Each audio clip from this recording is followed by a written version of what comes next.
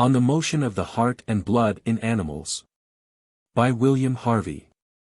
Introductory Note. William Harvey, whose epoch-making treatise announcing and demonstrating the ejaculation of the blood is here printed, was born at Folkestone, Kent, England, April 1, 1578.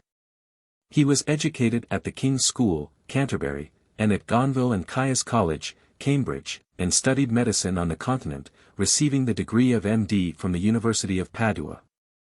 He took the same degree later at both the English universities. After his return to England he became Fellow of the College of Physicians, Physician to St. Bartholomew's Hospital, and Lumlyon Lecturer at the College of Physicians. It was in this last capacity that he delivered, in 1616, the lectures in which he first gave public notice of his theories on the circulation of the blood. The notes of these lectures are still preserved in the British Museum.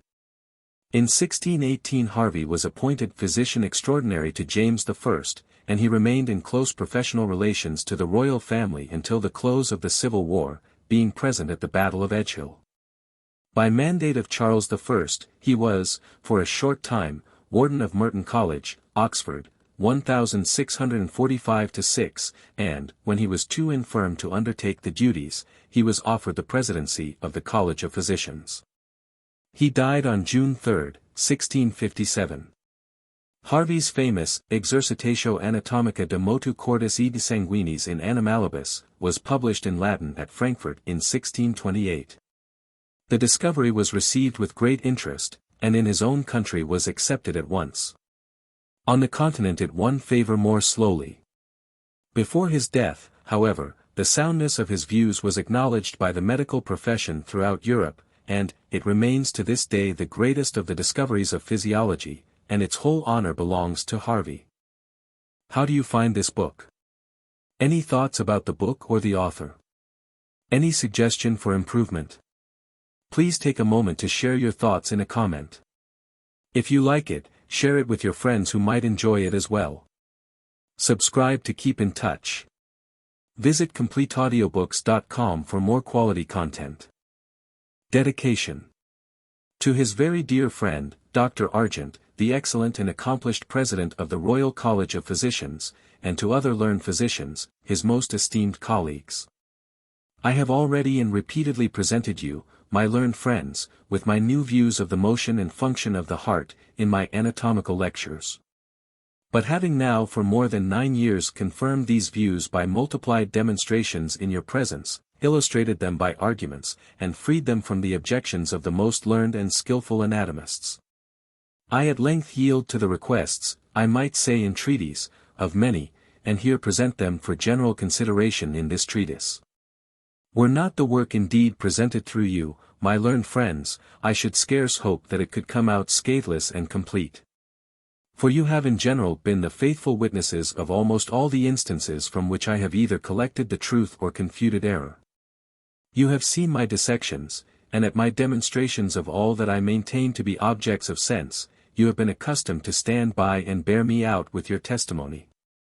And as this book alone declares the blood to course and revolve by a new route, very different from the ancient and beaten pathway trodden for so many ages, and illustrated by such a host of learned and distinguished men, I was greatly afraid lest I might be charged with presumption did I lay my work before the public at home, or send it beyond seas for impression, unless I had first proposed the subject to you, had confirmed its conclusions by ocular demonstrations in your presence, had replied to your doubts and objections, and secured the assent and support of our distinguished President. For I was most intimately persuaded, that if I could make good my proposition before you and our college, illustrious by its numerous body of learned individuals, I had less to fear from others. I even ventured to hope that I should have the comfort of finding all that you granted me in your sheer love of truth, conceded by others who were philosophers like yourselves. True philosophers, who are only eager for truth and knowledge, never regard themselves as already so thoroughly informed, but that they welcome further information from whomsoever and from wheresoever it may come.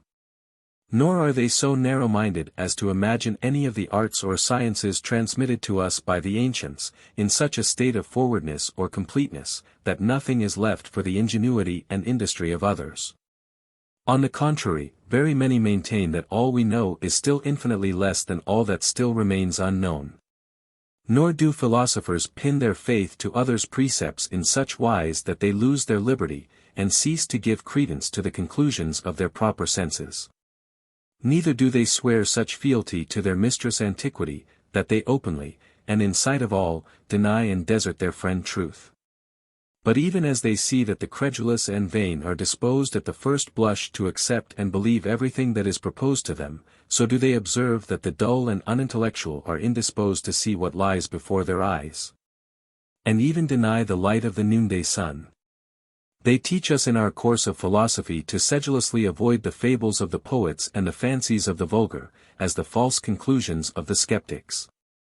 And then the studious and good and true, never suffer their minds to be warped by the passions of hatred and envy, which unfit men duly to weigh the arguments that are advanced in behalf of truth, or to appreciate the proposition that is even fairly demonstrated. Neither do they think it unworthy of them to change their opinion if truth and undoubted demonstration require them to do so.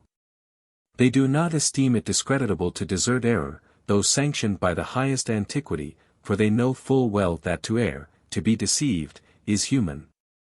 That many things are discovered by accident and that many may be learned indifferently from any quarter, by an old man from a youth, by a person of understanding from one of inferior capacity. My dear colleagues, I had no purpose to swell this treatise into a large volume by quoting the names and writings of anatomists, or to make a parade of the strength of my memory, the extent of my reading, and the amount of my pains. Because I profess both to learn and to teach anatomy, not from books but from dissections, not from the positions of philosophers but from the fabric of nature. And then because I do not think it right or proper to strive to take from the ancients any honor that is their due, nor yet to dispute with the moderns, and enter into controversy with those who have excelled in anatomy and been my teachers. I would not charge with wilful falsehood anyone who was sincerely anxious for truth, nor lay it to anyone's door as a crime that he had fallen into error. I avow myself the partisan of truth alone. And I can indeed say that I have used all my endeavors, bestowed all my pains on an attempt to produce something that should be agreeable to the good, profitable to the learned, and useful to letters. Farewell, most worthy doctors, and think kindly of your anatomist. William Harvey. Introduction. As we are about to discuss the motion, action, and use of the heart and arteries, it is imperative on us first to state what has been thought of these things by others in their writings, and what has been held by the vulgar and by tradition, in order that what is true may be confirmed, and what is false set right by dissection, multiplied experience, and accurate observation. Almost all anatomists, physicians, and philosophers up to the present time have supposed, with Galen, that the object of the pulse was the same as that of respiration, and only differed in one particular. This being conceived to depend on the animal, the respiration on the vital faculty. The two, in all other respects, whether with reference to purpose or to motion, comporting themselves alike. Whence it is affirmed, as by Hieronymus Fabricius of Aquapendent, in his book on Respiration, which has lately appeared, that as the pulsation of the heart and arteries does not suffice for the ventilation and refrigeration of the blood, therefore were the lungs fashioned to surround the heart. From this it appears that whatever has hitherto been said upon the systole and diastole, or on the motion of the heart and arteries, has been said with a special reference to the lungs. But as the structure and movements of the heart differ from those of the lungs, and the motions of the arteries from those of the chest, so it seems likely that other ends and offices will thence arise. And that the pulsations and uses of the heart, likewise of the arteries, will differ in many respects from the heavings and uses of the chest and lungs. For did the arterial pulse and the respiration serve the same ends, did the arteries in their diastole take air into their cavities, as commonly stated, and in their systole emit fuliginous vapors by the same pores of the flesh and skin? And further, did they, in the time intermediate between the diastole and the systole, contain air, and at all times either air or spirits, or fuliginous vapors, what should then be said to Galen, who wrote a book on purpose to show that by nature the arteries contained blood, and nothing but blood, and consequently neither spirits nor air, as may readily be gathered from the experiments and reasonings contained in the same book. Now, if the arteries are filled in the diastole with air then taken into them, a larger quantity of air penetrating when the pulse is large and full. It must come to pass that if you plunge into a bath of water or of oil when the pulse is strong and full, it ought forthwith to become either smaller or much slower. Since the circumambient bath will render it either difficult or impossible for the air to penetrate. In like manner, as all the arteries, those that are deep-seated as well as those that are superficial, are dilated at the same instant and with the same rapidity. How is it possible that air should penetrate to the deeper parts as freely and quickly through the skin, flesh, and other structures, as through the cuticle alone? And how should the arteries of the fetus draw air into their cavities through the abdomen of the mother and the body of the womb? And how should seals, whales, dolphins, and other cetaceans, and fishes of every description, living in the depths of the sea, take in and emit air by the diastole and systole of their arteries through the infinite mass of water? For to say that they absorb the air that is present in the water, and emit their fumes into this medium, were to utter something like a figment. And if the arteries in their systole expel fuliginous vapors from their cavities through the pores of the flesh and skin, why not the spirits, which are said to be contained in those vessels, at the same time? Since spirits are much more subtle than fuliginous vapors or smoke. And if the arteries take in and cast out air in the systole and diastole, like the lungs in the process of respiration, why do they not do the same thing when a wound is made in one of them, as in the operation of arteriotomy? When the windpipe is divided, it is sufficiently obvious that the air enters and returns through the wound by two opposite movements. But when an artery is divided, it is equally manifest that blood escapes in one continuous stream, and that no air either enters or issues. If the pulsations of the arteries fan and refrigerate the several parts of the body as the lungs do the heart, how comes it, as is commonly said, that the arteries carry the vital blood into the different parts? Abundantly charged with vital spirits, which cherish the heat of these parts, sustain them when asleep, and recruit them when exhausted? How should it happen that, if you tie the arteries, immediately the parts not only become torpid, and frigid, and look pale, but at length cease even to be nourished? This, according to Galen, is because they are deprived of the heat which flowed through all parts from the heart, as its source, whence it would appear that the arteries rather carry warmth to the parts than serve for any fanning or refrigeration. Besides, how can their diastole draw spirits from the heart to warm the body and its parts, and means of cooling them from without? Still further, although some affirm that the lungs, arteries, and heart have all the same offices, they yet maintain that the heart is the workshop of the spirits, and that the arteries contain and transmit them. Denying, however, in opposition to the opinion of Columbus, that the lungs can either make or contain spirits. They then assert, with Galen, against Erasistratus, that it is the blood, not spirits, which is contained in the arteries. These opinions are seen to be so incongruous and mutually subversive, that every one of them is justly brought under suspicion. That it is blood and blood alone which is contained in the arteries is made manifest by the experiment of Galen, by arteriotomy, and by wounds. For from a single divided artery, as Galen himself affirms in more than one place, the whole of the blood may be withdrawn in the course of half an hour or less. The experiment of Galen alluded to is this: if you include a portion of an artery between two ligatures, and slit it open lengthwise you will find nothing but blood, and thus he proves that the arteries contain only blood.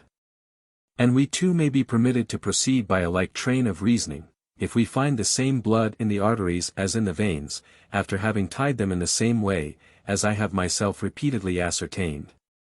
Both in the dead body and in living animals, we may fairly conclude that the arteries contain the same blood as the veins, and nothing but the same blood. Some, whilst they attempt to lessen the difficulty, affirm that the blood is spirituous and arterious, and virtually concede that the office of the arteries is to carry blood from the heart into the whole of the body. And that they are therefore filled with blood. For spirituous blood is not the less blood on that account.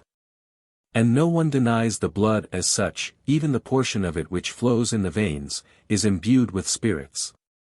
But if that portion of it which is contained in the arteries be richer in spirits, it is still to be believed that these spirits are inseparable from the blood, like those in the veins. That the blood and spirits constitute one body, like whey and butter in milk, or heat in hot water, with which the arteries are charged, and for the distribution of which from the heart they are provided. This body is nothing else than blood. But if this blood be said to be drawn from the heart into the arteries by the diastole of these vessels, it is then assumed that the arteries by their distension are filled with blood, and not with the surrounding air, as heretofore. For if they be said also to become filled with air from the ambient atmosphere, how and when, I ask, can they receive blood from the heart? If it be answered, during the systole, I take it to be impossible, the arteries would then have to fill while they contracted, to fill, and yet not become distended. But if it be said, during diastole, they would then, and for two opposite purposes, be receiving both blood and air, and heat and cold, which is improbable.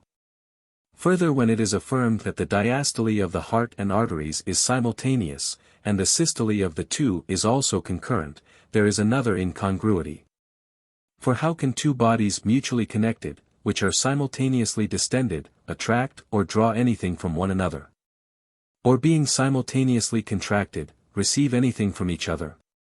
And then it seems impossible that one body can thus attract another body into itself, so as to become distended, seeing that to be distended is to be passive, unless, in the manner of a sponge, which has been previously compressed by an external force, it is returning to its natural state. But it is difficult to conceive that there can be anything of this kind in the arteries. The arteries dilate, because they are filled like bladders or leathern bottles, they are not filled because they expand like bellows. This I think easy of demonstration, and indeed conceive that I have already proved it. Nevertheless, in that book of Galen headed, Quod sanguis conteniter in arteris, he quotes an experiment to prove the contrary. An artery having been exposed, is opened longitudinally, and a reed or other pervious tube is inserted into the vessel through the opening, by which the blood is prevented from being lost, and the wound is closed. So long, he says, as things are thus arranged, the whole artery will pulsate, but if you now throw a ligature about the vessel and tightly compress its wall over the tube, you will no longer see the artery beating beyond the ligature. I have never performed this experiment of Galen's, nor do I think that it could very well be performed in the living body, on account of the profuse flow of blood that would take place from the vessel that was operated on. Neither would the tube effectually close the wound in the vessel without a ligature, and I cannot doubt but that the blood would be found to flow out between the tube and the vessel. Still Galen appears by this experiment to prove both that the pulsative property extends from the heart by the walls of the arteries, and that the arteries, whilst they dilate, are filled by that pulsific force, because they expand like bellows, and do not dilate as if they are filled like skins, but the contrary is obvious in arteriotomy and in wounds. For the blood spurting from the arteries escapes with force, now farther, now not so far, alternately, or in jets, and the jet always takes place with the diastole of the artery, never with the systole. By which it clearly appears that the artery is dilated with the impulse of the blood, for of itself it would not throw the blood to such a distance and whilst it was dilating. It ought rather to draw air into its cavity through the wound, were those things true that are commonly stated concerning the uses of the arteries. Do not let the thickness of the arterial tunics impose upon us, and lead us to conclude that the pulsative property proceeds along them from the heart, for in several animals the arteries do not apparently differ from the veins. And in extreme parts of the body where the arteries are minutely subdivided, as in the brain, the hand, etc., no one could distinguish the arteries from the veins by the dissimilar characters of their coats, the tunics of both are identical. And then, in the aneurysm proceeding from a wounded or eroded artery, the pulsation is precisely the same as in the other arteries, and yet it has no proper arterial covering. To this the learned Riolinist testifies along with me, in his 7th book. Nor let any one imagine that the uses of the pulse and the respiration are the same, because, under the influences of the same causes, such as running, anger, the warm bath, or any other heating thing, as Galen says, they become more frequent and forcible together. For not only is experience in opposition to this idea, though Galen endeavors to explain it away, when we see that with excessive repletion the pulse beats more forcibly, whilst the respiration is diminished in amount. But in young persons the pulse is quick, whilst respiration is slow. So it is also in alarm, and amidst care, and under anxiety of mind. Sometimes, too, in fevers, the pulse is rapid, but the respiration is slower than usual. These and other objections of the same kind may be urged against the opinions mentioned. Nor are the views that are entertained of the offices and pulse of the heart, perhaps, less bound up with great and most inextricable difficulties. The heart, it is vulgarly said, is the fountain and workshop of the vital spirits, the center from which life is dispensed to the several parts of the body. Yet it is denied that the right ventricle makes spirits, which is rather held to supply nourishment to the lungs.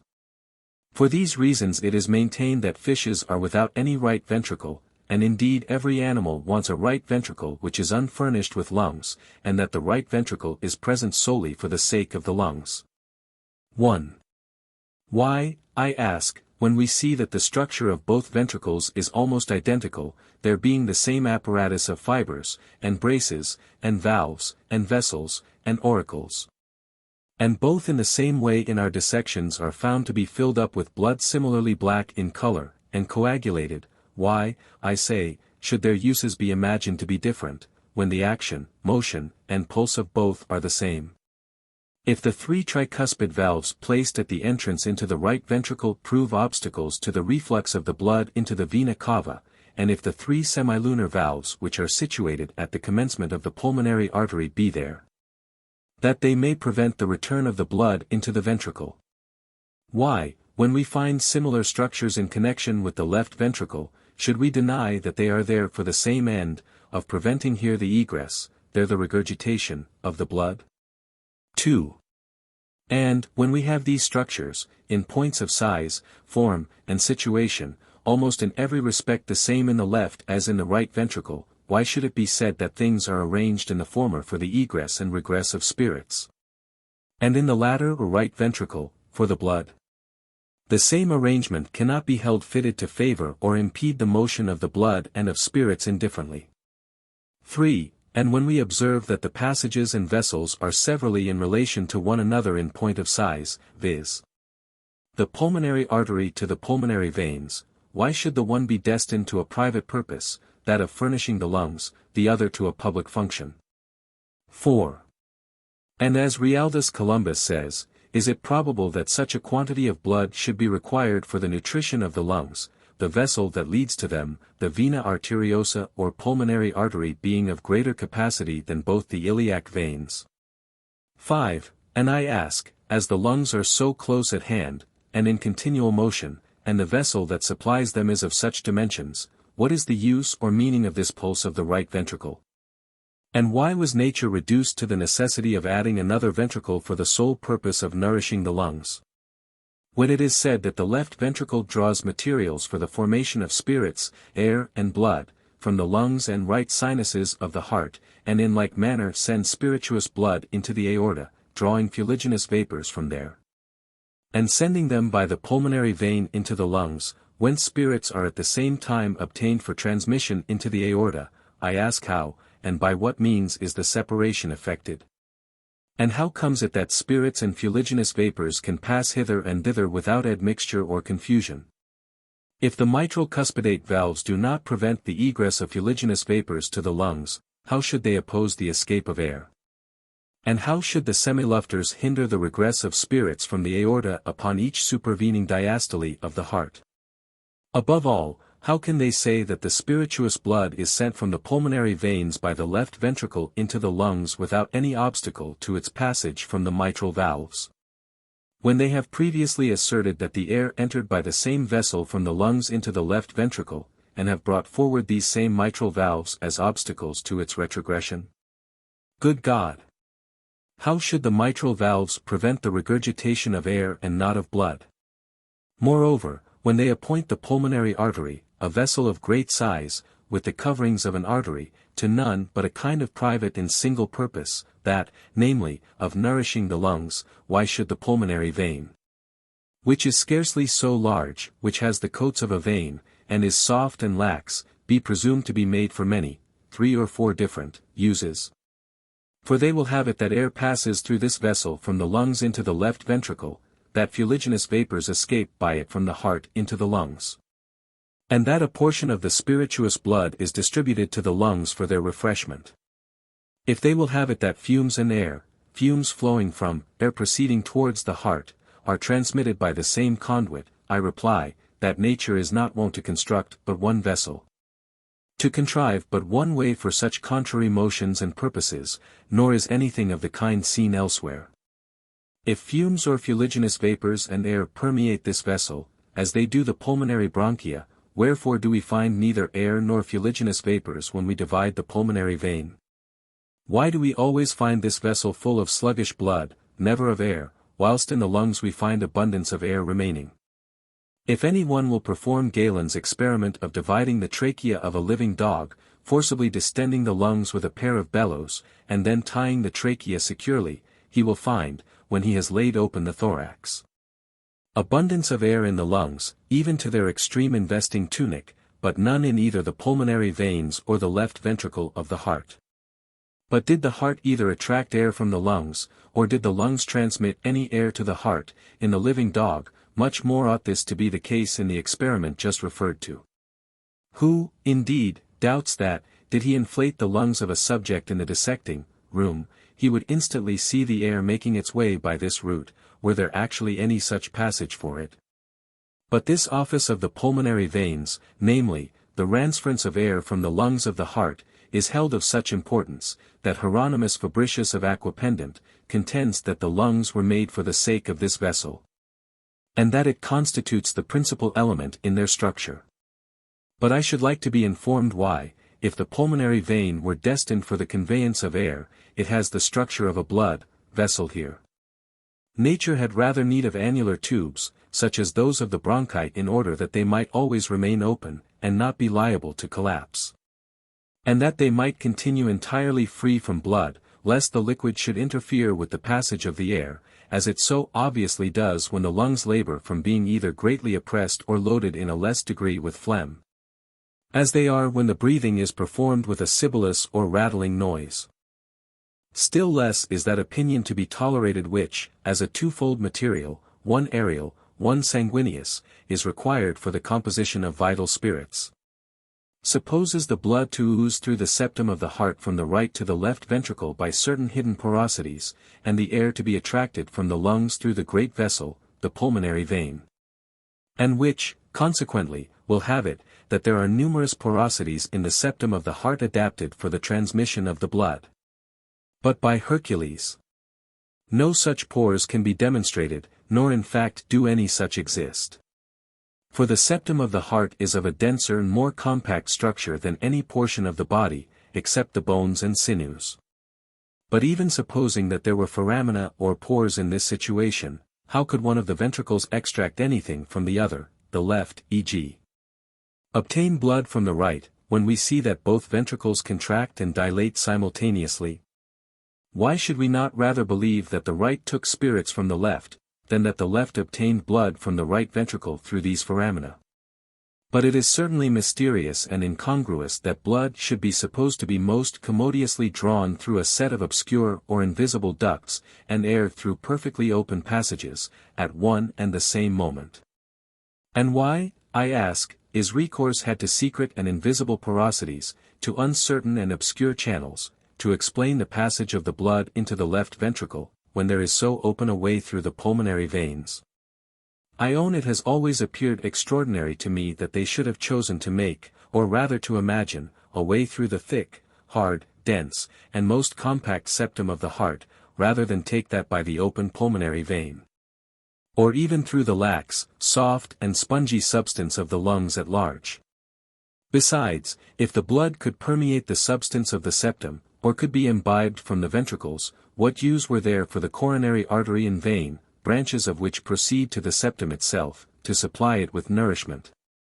And what is especially worthy of notice is this: if in the fetus, where everything is more lax and soft, nature saw herself reduced to the necessity of bringing the blood from the right to the left side of the heart by the foramen ovale, from the vena cava through the pulmonary vein, how should it be likely that in the adult she should pass it so commodiously, and without an effort through the septum of the ventricles which has now become denser by age? Andreas Laurentius, one resting on the authority of Galen II and the experience of Hilarius, asserts and proves that the serum and pus in empyema, absorbed from the cavities of the chest into the pulmonary vein, may be expelled and got rid of with the urine and feces through the left ventricle of the heart and arteries.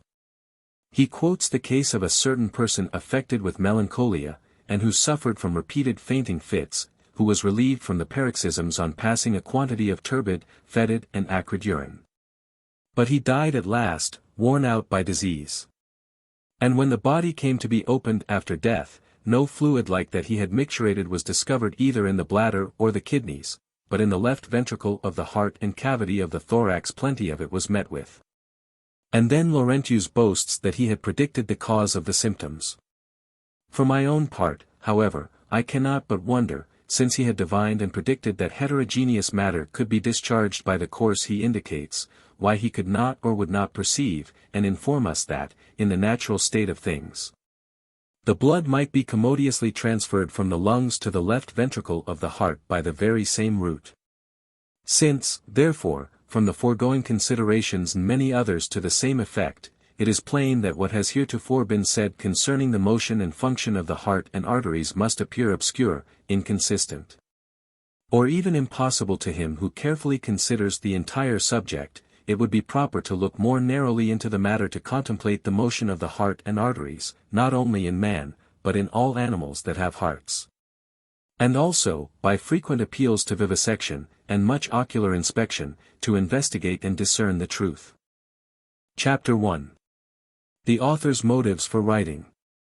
When I first gave my mind to vivisections, as a means of discovering the motions and uses of the heart, and sought to discover these from actual inspection, and not from the writings of others, I found the task so truly arduous, so full of difficulties, that I was almost tempted to think, with Fracastorius, that the motion of the heart was only to be comprehended by God. For I could neither rightly perceive at first when the systole and when the diastole took place, nor when and where dilatation and contraction occurred, by reason of the rapidity of the motion, which in many animals is accomplished in the twinkling of an eye, coming and going like a flash of lightning.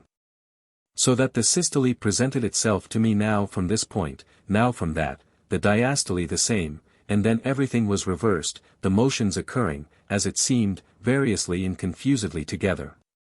My mind was therefore greatly unsettled, or did I know what I should myself conclude, nor what believe from others. I was not surprised that Andreas Laurentius should have written that the motion of the heart was as perplexing as the flux and reflux of Euripus had appeared to Aristotle. At length, by using greater and daily diligence and investigation, making frequent inspection of many and various animals, and collating numerous observations, I thought that I had attained to the truth. That I should extricate myself and escape from this labyrinth, and that I had discovered what I so much desired, both the motion and the use of the heart and arteries. From that time I have not hesitated to expose my views upon these subjects, not only in private to my friends, but also in public, in my anatomical lectures, after the manner of the Academy of old. These views as usual, pleased some more, others less, some chid and calumniated me, and laid it to me as a crime that I had dared to depart from the precepts and opinions of all anatomists. Others desired further explanations of the novelties, which they said were both worthy of consideration, and might perchance be found of signal use. At length, yielding to the requests of my friends, that all might be made participators in my labors, and partly moved by the envy of others, who, receiving my views with uncandid minds and understanding them indifferently, have essayed to traduce me publicly, I have moved to commit these things to the press, in order that all may be enabled to form an opinion both of me and my labors. This step I take all the more willingly, seeing that Hieronymus Fabricius of Aquapendent, although he has accurately and learnedly delineated almost every one of the several parts of animals in a special work, has left the heart alone untouched. Finally, if any use or benefit to this department of the Republic of Letters should accrue from my labors, it will, perhaps, be allowed that I have not lived idly. And as the old man in the comedy says, "For never yet hath any one attained to such perfection, but that time, and place, and use, have brought addition to his knowledge, or made correction, or admonished him. that he was ignorant of much which he had thought he knew, or led him to reject what he had once esteemed of highest price. So will it, perchance, be found with reference to the heart at this time. Or others, at least, starting hence, with the way pointed out to them, advancing under the guidance of a happier genius, may make occasion to proceed more fortunately, and to inquire more accurately. Chapter 2. On the motions of the heart as seen in the dissection of living animals. In the first place, then, when the chest of a living animal is laid open and the capsule that immediately surrounds the heart is slit up or removed, the organ is seen now to move, now to be at rest. There is a time when it moves, and a time when it is motionless. These things are more obvious in the colder animals, such as toads, frogs, serpents, small fishes, crabs, shrimps, snails, and shellfish. They also become more distinct in warm-blooded animals, such as the dog and hog, if they be attentively noted when the heart begins to flag, to move more slowly, and, as it were, to die. The movements then become slower and rarer, the pauses longer. By which it is made much more easy to perceive and unravel what the motions really are, and how they are performed.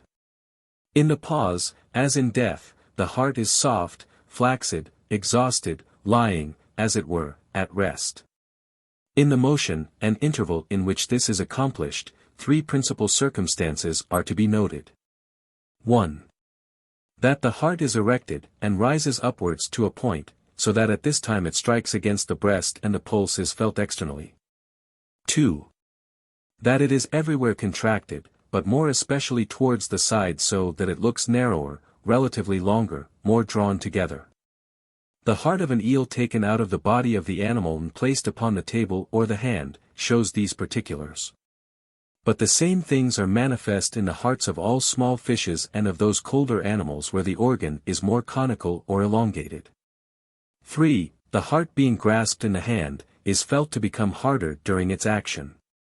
Now this hardness proceeds from tension, precisely as when the forearm is grasped, its tendons are perceived to become tense and resilient when the fingers are moved. 4. It may further be observed in fishes, and the colder-blooded animals, such as frogs, serpents, etc., that the heart, when it moves, becomes of a paler color, when quiescent of a deeper blood-red color. From these particulars it appears evident to me that the motion of the heart consists in a certain universal tension, both contraction in the line of its fibers, and constriction in every sense. It becomes erect, hard, and of diminished size during its action. The motion is plainly of the same nature as that of the muscles when they contract in the line of their sinews and fibers. For the muscles, when in action, acquire vigor and tenseness, and from soft become hard, prominent, and thickened, and in the same manner the heart. We are therefore authorized to conclude that the heart, at the moment of its action, is at once constricted on all sides, rendered thicker in its parietes and smaller in its ventricles, and so made apt to project or expel its charge of blood. This, indeed, is made sufficiently manifest by the preceding fourth observation in which we have seen that the heart, by squeezing out the blood that it contains, becomes paler. And then when it sinks into repose and the ventricle is filled anew with blood, that the deeper crimson color returns. But no one need remain in doubt of the fact, for if the ventricle be pierced the blood will be seen to be forcibly projected outwards upon each motion or pulsation when the heart is tense. These things, therefore, happen together or at the same instant, the tension of the heart, the pulse of its apex, which is felt externally by its striking against the chest, the thickening of its parietes, and the forcible expulsion of the blood it contains by the constriction of its ventricles. Hence the very opposite of the opinions commonly received appears to be true. Inasmuch as it is generally believed that when the heart strikes the breast and the pulse is felt without, the heart is dilated in its ventricles and is filled with blood. But the contrary of this is the fact, and the heart, when it contracts, and the impulse of the apex is conveyed through the chest wall, is emptied. Whence the motion which is generally regarded as the diastole of the heart, is in truth its systole. And in like manner the intrinsic motion of the heart is not the diastole but the systole, neither is it in the diastole that the heart grows firm and tense, but in the systole, for then only, when tense, is it moved and made vigorous. Neither is it by any means to be allowed that the heart only moves in the lines of its straight fibers, although the great Vesalius, giving this notion countenance, quotes a bundle of osiers bound in a pyramidal heap in illustration. Meaning, that as the apex is approached to the base, so are the sides made to bulge out in the fashion of arches, the cavities to dilate, the ventricles to acquire the form of a cupping glass and so to suck in the blood. But the true effect of every one of its fibers is to constringe the heart at the same time they render it tense, and this rather with the effect of thickening and amplifying the walls and substance of the organ than enlarging its ventricles. And, again, as the fibers run from the apex to the base, and draw the apex towards the base, they do not tend to make the walls of the heart bulge out in circles, but rather the contrary. Inasmuch as every fiber that is circularly disposed, tends to become straight when it contracts, and is distended laterally and thickened, as in the case of muscular fibers in general, when they contract, that is, when they are shortened longitudinally, as we see them in the bellies of the muscles of the body at large. To all this let it be added, that not only are the ventricles contracted in virtue of the direction and condensation of their walls, but farther, that those fibers, or bands, styled nerves by Aristotle, which are so conspicuous in the ventricles of the larger animals, and contain all the straight fibers, the parietes of the heart containing only circular ones.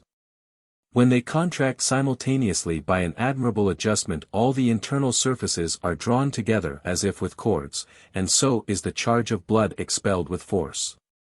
Neither is it true, as vulgarly believed, that the heart by any dilatation or motion of its own, has the power of drawing the blood into the ventricles, for when it acts and becomes tense, the blood is expelled.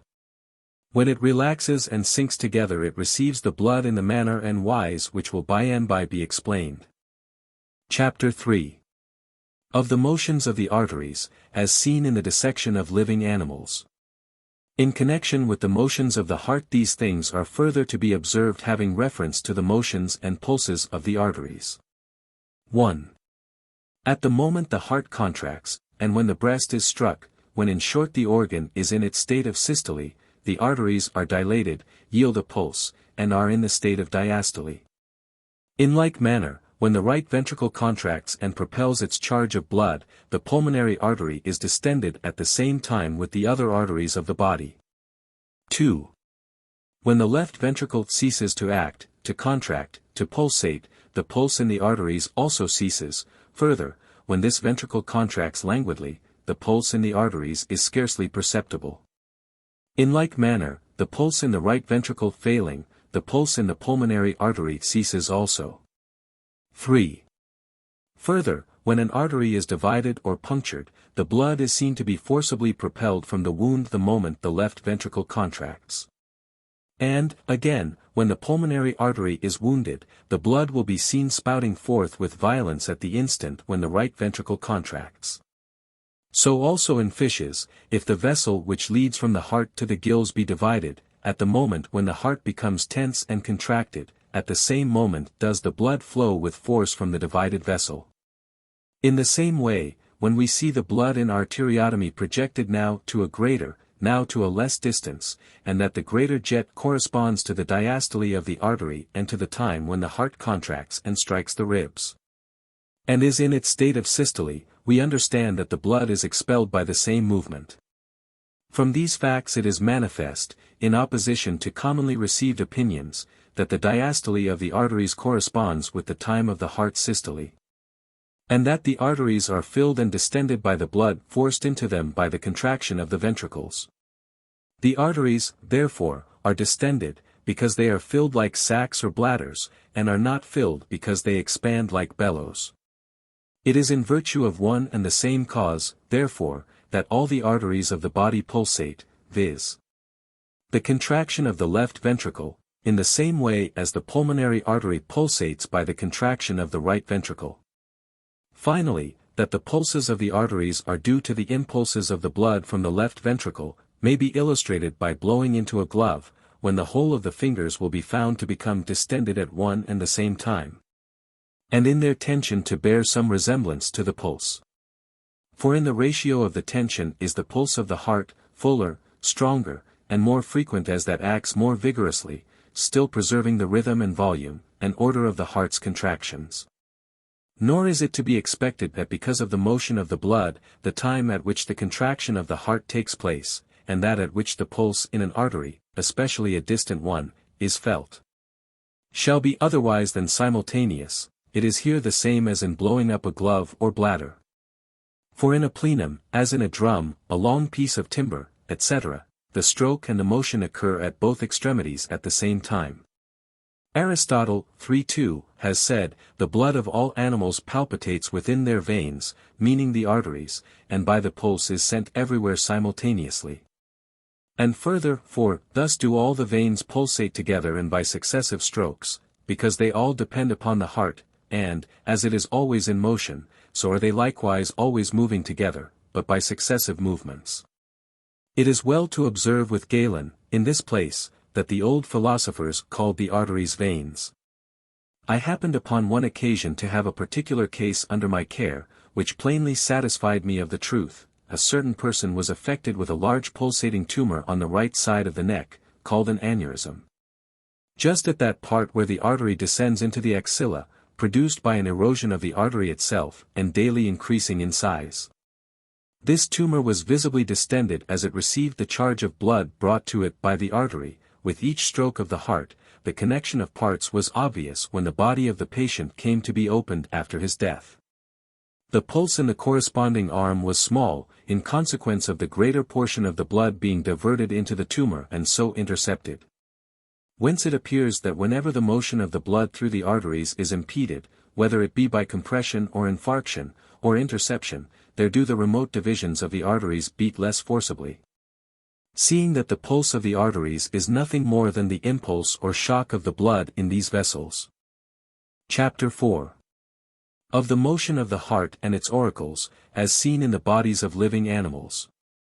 Besides the motions already spoken of, we have still to consider those that appertain to the auricles. Caspar Bauhin and John Riolan, 5 most learned men and skillful anatomists, inform us that from their observations, that if we carefully watch the movements of the heart in the vivisection of an animal, we shall perceive 4 motions distinct in time and in place, 2 of which are proper to the auricles, 2 to the ventricles. With all deference to such authority I say that there are 4 motions distinct in point of place, but not of time. For the 2 auricles move together, and so also do the 2 ventricles, in such wise that though the places be 4, the times are only 2. And this occurs in the following manner. There are, as it were, 2 motions going on together, one of the auricles, another of the ventricles. These by no means taking place simultaneously, but the motion of the auricles preceding, that of the heart following, the motion appearing to begin from the auricles and to extend to the ventricles. When all things are becoming languid, and the heart is dying, as also in fishes and the colder-blooded animals there is a short pause between these 2 motions, so that the heart aroused, as it were, appears to respond to the motion. Now more quickly, now more tardily. And at length, when near to death, it ceases to respond by its proper motion, but seems, as it were, to nod the head, and is so slightly moved that it appears rather to give signs of motion to the pulsating auricles than actually to move. The heart, therefore, ceases to pulsate sooner than the auricles, so that the auricles have been said to outlive it, the left ventricle ceasing to pulsate first of all, then its auricle, next the right ventricle. And, finally, all the other parts being at rest and dead, as Galen long since observed, the right auricle still continues to beat. Life, therefore, appears to linger longest in the right auricle. Whilst the heart is gradually dying, it is sometimes seen to reply, after 2 or 3 contractions of the auricles, roused as it were to action, and making a single pulsation, slowly, unwillingly, and with an effort. But this especially is to be noted, that after the heart has ceased to beat, the auricles however still contracting, a finger placed upon the ventricles perceives the several pulsations of the auricles. Precisely in the same way and for the same reason, as we have said, that the pulses of the ventricles are felt in the arteries, to wit, the distension produced by the jet of blood. And if at this time, the auricles alone pulsating, the point of the heart be cut off with a pair of scissors, you will perceive the blood flowing out upon each contraction of the auricles. Whence it is manifest that the blood enters the ventricles, not by any attraction or dilatation of the heart, but by being thrown into them by the pulses of the auricles. And here I would observe, that whenever I speak of pulsations as occurring in the auricles or ventricles, I mean contractions. First the auricles contract, and then and subsequently the heart itself contracts. When the auricles contract they are seen to become wider, especially where they contain but little blood. But they are filled as magazines or reservoirs of the blood, which is tending spontaneously and, by its motion in the veins, under pressure towards the center. The whiteness indicated is most conspicuous towards the extremities or edges of the auricles at the time of their contractions. In fishes and frogs, and other animals which have hearts with but a single ventricle, and for an auricle have a kind of bladder much distended with blood, at the base of the organ, you may very plainly perceive this bladder contracting first, and the contraction of the heart or ventricle following afterwards. But I think it right to describe what I have observed of an opposite character, the heart of an eel, of several fishes, and even of some, of the higher, animals taken out of the body, pulsates without auricles. Nay, if it be cut in pieces the several parts may still be seen contracting and relaxing, so that in these creatures the body of the heart may be seen pulsating and palpitating, after the cessation of all motion in the auricle.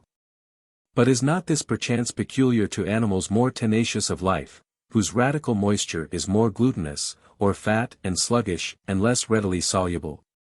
The same faculty indeed appears in the flesh of eels, which even when skinned and emboweled, and cut into pieces, are still seen to move.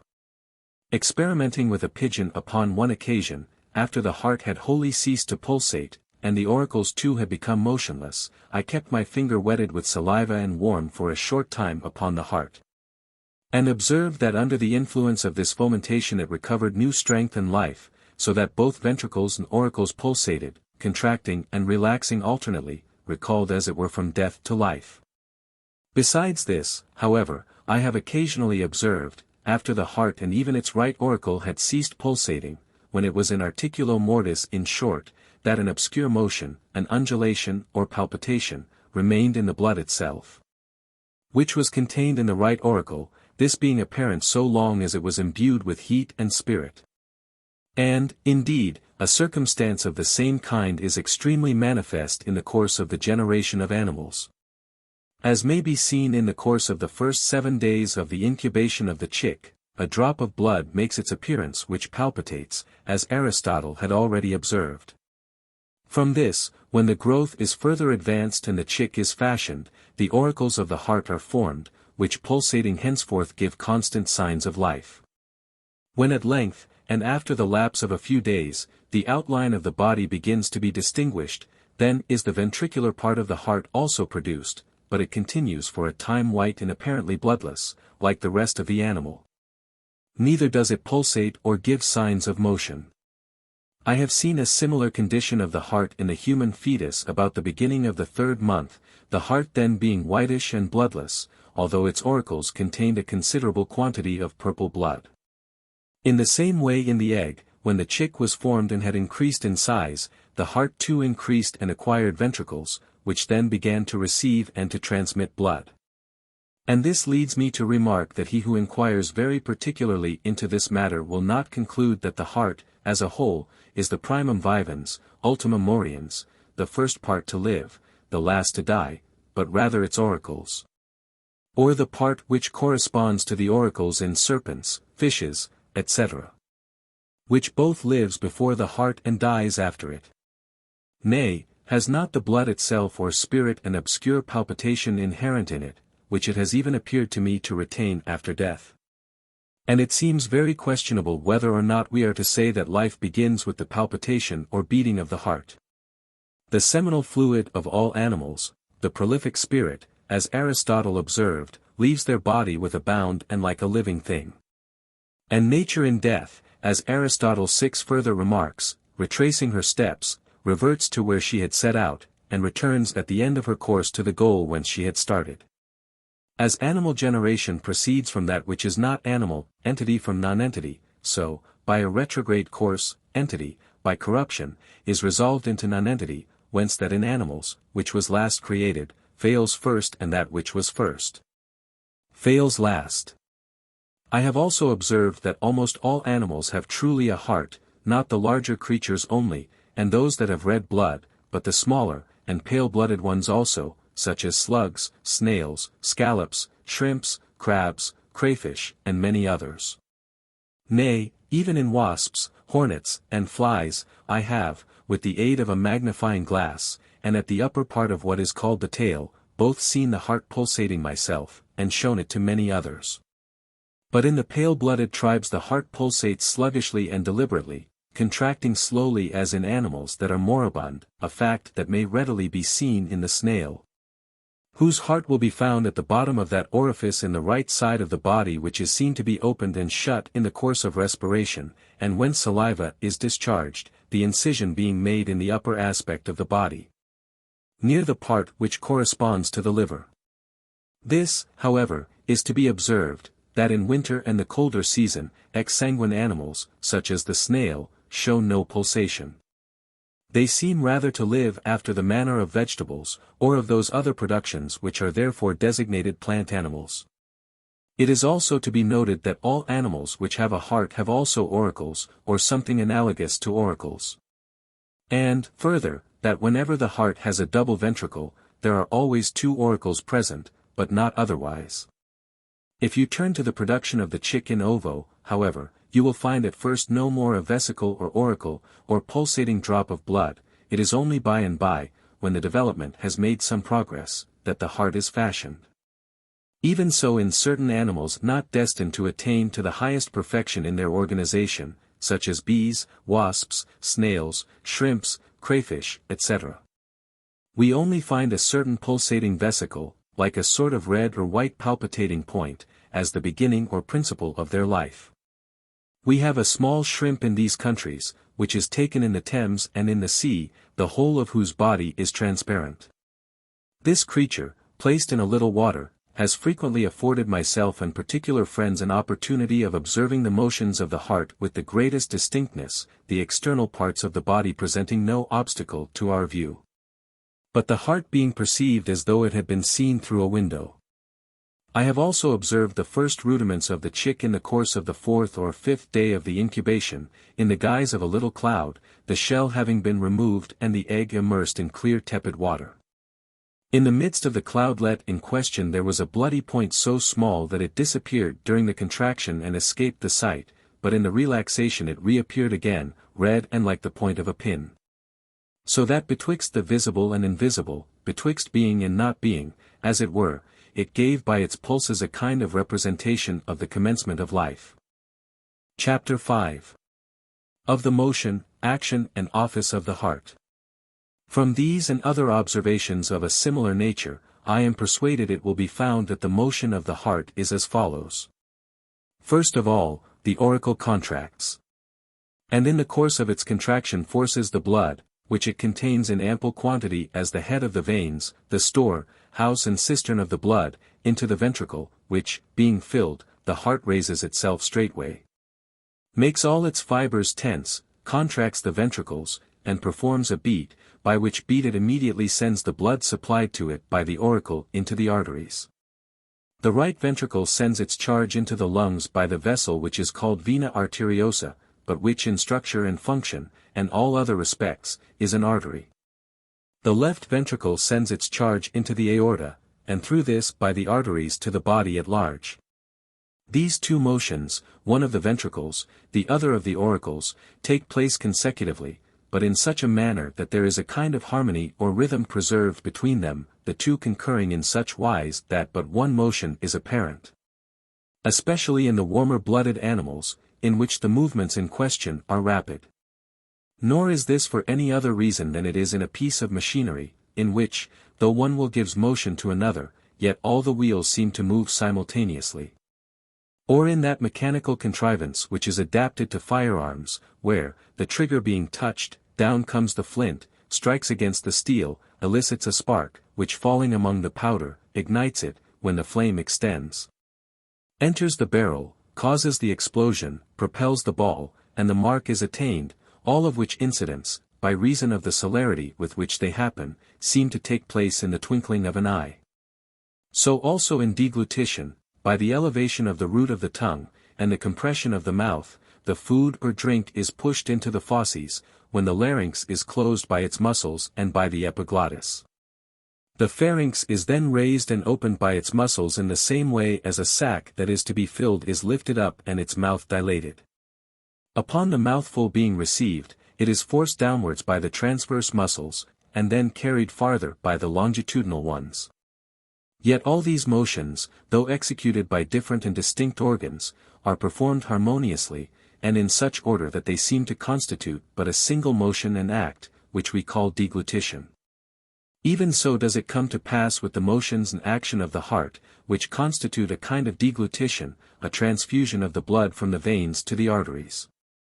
And if anyone, bearing these things in mind, will carefully watch the motions of the heart in the body of a living animal, he will perceive not only all the particulars I have mentioned, viz.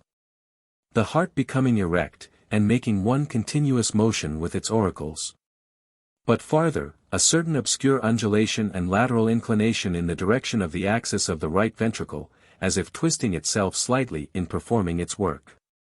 And indeed everyone may see, when a horse drinks, that the water is drawn in and transmitted to the stomach at each movement of the throat, which movement produces a sound and yields a pulse both to the ear and the touch. In the same way it is with each motion of the heart. When there is the delivery of a quantity of blood from the veins to the arteries, a pulse takes place, and can be heard within the chest. The motion of the heart, then, is entirely of this description, and the one action of the heart is the transmission of the blood and its distribution, by means of the arteries, to the very extremities of the body. So that the pulse which we feel in the arteries is nothing more than the impulse of the blood derived from the heart. Whether or not the heart, besides propelling the blood, giving it motion locally, and distributing it to the body, adds anything else to it, heat, spirit, perfection, must be inquired into by, and decided upon other grounds. So much may suffice at this time, when it is shown that by the action of the heart the blood is transfused through the ventricles from the veins to the arteries, and distributed by them to all parts of the body. The above, indeed, is admitted by all, both from the structure of the heart and the arrangement and action of its valves. But still they are like persons purblind or groping about in the dark, for they give utterance to various, contradictory, and incoherent sentiments, delivering many things upon conjecture, as we have already shown. The grand cause of doubt and error in this subject appears to me to have been the intimate connection between the heart and the lungs. When men saw both the pulmonary artery and the pulmonary veins losing themselves in the lungs, of course it became a puzzle to them to know how or by what means the right ventricle should distribute the blood to the body, or the left draw it from the Vena Cava. This fact is borne witness to by Galen, whose words, when writing against Erasistratus in regard to the origin and use of the veins and the coction of the blood, are the following 7. You will reply, he says, that the effect is so. That the blood is prepared in the liver, and is thence transferred to the heart to receive its proper form and last perfection, a statement which does not appear devoid of reason. For no great and perfect work is ever accomplished at a single effort, or receives its final polish from one instrument. But if this be actually so, then show us another vessel which draws the absolutely perfect blood from the heart, and distributes it as the arteries do the spirits over the whole body. Here then is a reasonable opinion not allowed, because, forsooth, besides not seeing the true means of transit, he could not discover the vessel which should transmit the blood from the heart to the body at large. But had anyone been there in behalf of Erasistratus, and of that opinion which we now espouse, and which Galen himself acknowledges in other respects consonant with reason, to have pointed to the aorta as the vessel which distributes the blood from the heart to the rest of the body, I wonder what would have been the answer of that most ingenious and learned man.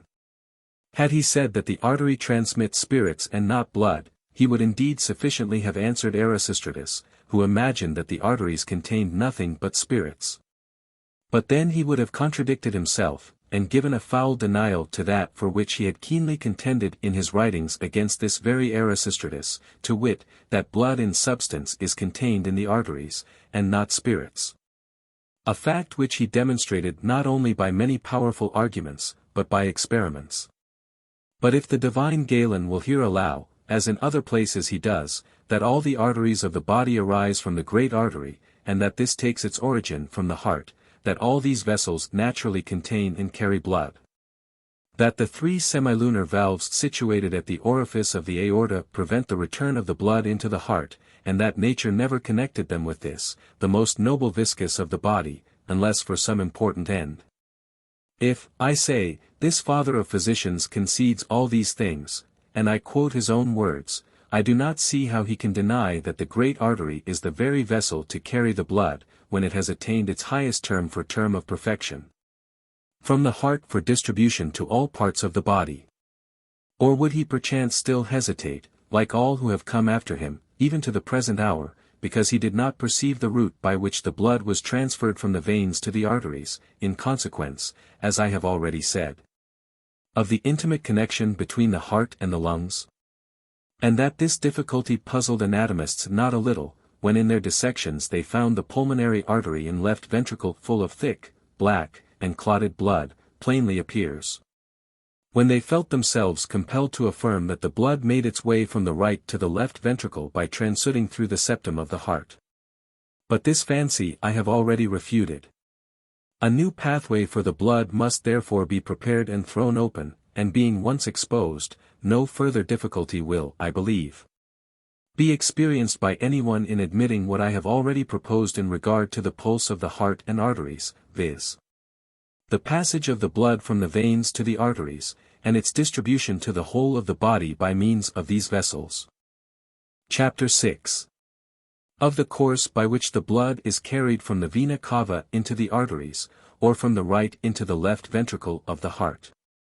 Since the intimate connection of the heart with the lungs, which is apparent in the human subject, has been the probable cause of the errors that have been committed on this point, they plainly do amiss who, pretending to speak of the parts of animals generally, as anatomists for the most part do, confine their researches to the human body alone. And that when it is dead, they obviously do not act otherwise than he who, having studied the forms of a single commonwealth, should set about the composition of a general system of polity. Or who, having taken cognizance of the nature of a single field, should imagine that he had mastered the science of agriculture, or who, upon the ground of one particular proposition, should proceed to draw general conclusions. Had anatomists only been as conversant with the dissection of the lower animals as they are with that of the human body, the matters that have hitherto kept them in a perplexity of doubt would, in my opinion, have met them freed from every kind of difficulty. And first, in fishes, in which the heart consists of but a single ventricle, being devoid of lungs, the thing is sufficiently manifest. Here the sac, which is situated at the base of the heart, and is the part analogous to the auricle in man, plainly forces the blood into the heart, and the heart, in its turn, conspicuously transmits it by a pipe or artery, or vessel analogous to an artery. These are facts which are confirmed by simple ocular inspection, as well as by a division of the vessel, when the blood is seen to be projected by each pulsation of the heart. The same thing is also not difficult of demonstration in those animals that have, as it were, no more than a single ventricle to the heart, such as toads, frogs, serpents, and lizards, which have lungs in a certain sense, as they have a voice. I have many observations by me on the admirable structure of the lungs of these animals, and matters appertaining, which, however, I cannot introduce in this place. Their anatomy plainly shows us that the blood is transferred in them from the veins to the arteries in the same manner as in higher animals, viz., by the action of the heart. The way, in fact, is patent, open, manifest. There is no difficulty, no room for doubt about it, for in them the matter stands precisely as it would in man were the septum of his heart perforated or removed, or one ventricle made out of two. And this being the case, I imagine that no one will doubt as to the way by which the blood may pass from the veins into the arteries. But as there are actually more animals which have no lungs than there are furnished with them, and in like manner a greater number which have only one ventricle than there are with two, it is open to us to conclude Judging from the mass or multitude of living creatures, that for the major part, and generally, there is an open way by which the blood is transmitted from the veins through the sinuses or cavities of the heart into the arteries. I have, however, cogitating with myself, seen further, that the same thing obtained most obviously in the embryos of those animals that have lungs, for in the fetus the four vessels belonging to the heart, viz. the vena cava, the pulmonary artery, the pulmonary vein, and the great artery or aorta, are all connected otherwise than in the adult, a fact sufficiently known to every anatomist.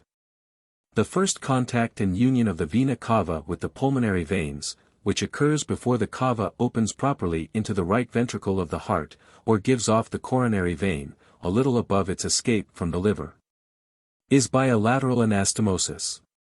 This is an ample foramen, of an oval form, communicating between the cava and the pulmonary vein, so that the blood is free to flow in the greatest abundance by that foramen from the vena cava into the pulmonary vein, and left auricle, and from thence into the left ventricle. Further, in this foramen ovale, from that part which regards the pulmonary vein, there is a thin tough membrane, larger than the opening, extended like an operculum or cover. This membrane in the adult blocking up the foramen, and adhering on all sides, finally closes it up, and almost obliterates every trace of it. In the fetus, however, this membrane is so contrived that falling loosely upon itself, it permits a ready access to the lungs and heart, yielding a passage to the blood which is streaming from the cava, and hindering the tide at the same time from flowing back into that vein. All things, in short, permit us to believe that in the embryo the blood must constantly pass by this foramen from the vena cava into the pulmonary vein, and from thence into the left auricle of the heart. And having once entered there, it can never regurgitate. Another union is that by the pulmonary artery, and is effected when that vessel divides into two branches after its escape from the right ventricle of the heart. It is as if to the two trunks already mentioned a third were superadded, a kind of arterial canal, carried obliquely from the pulmonary artery, to perforate and terminate in the great artery or aorta. So that in the dissection of the embryo, as it were, two aortas, or two roots of the great artery, appear springing from the heart. This canal shrinks gradually after birth, and after a time becomes withered, and finally almost removed, like the umbilical vessels. The arterial canal contains no membrane or valve to direct or impede the flow of blood in this or in that direction, for at the root of the pulmonary artery, of which the arterial canal is the continuation in the fetus, there are three semilunar valves, which open from within outwards, and oppose no obstacle to the blood flowing in this direction or from the right ventricle into the pulmonary artery and aorta. But they prevent all regurgitation from the aorta or pulmonic vessels back upon the right ventricle, closing with perfect accuracy. They oppose an effectual obstacle to everything of the kind in the embryo. So that there is also reason to believe that when the heart contracts, the blood is regularly propelled by the canal or passage indicated from the right ventricle into the aorta. What is commonly said in regard to these two great communications, to wit, that they exist for the nutrition of the lungs, is both improbable and inconsistent.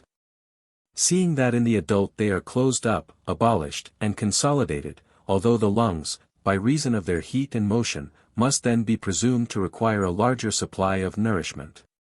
The same may be said in regard to the assertion that the heart in the embryo does not pulsate, that it neither acts nor moves, so that nature was forced to make these communications for the nutrition of the lungs.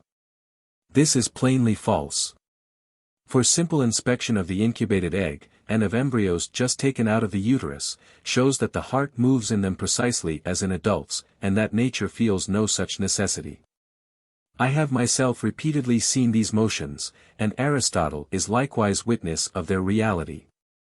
The pulse, he observes, inheres in the very constitution of the heart, and appears from the beginning as is learned both from the dissection of living animals and the formation of the chick in the egg.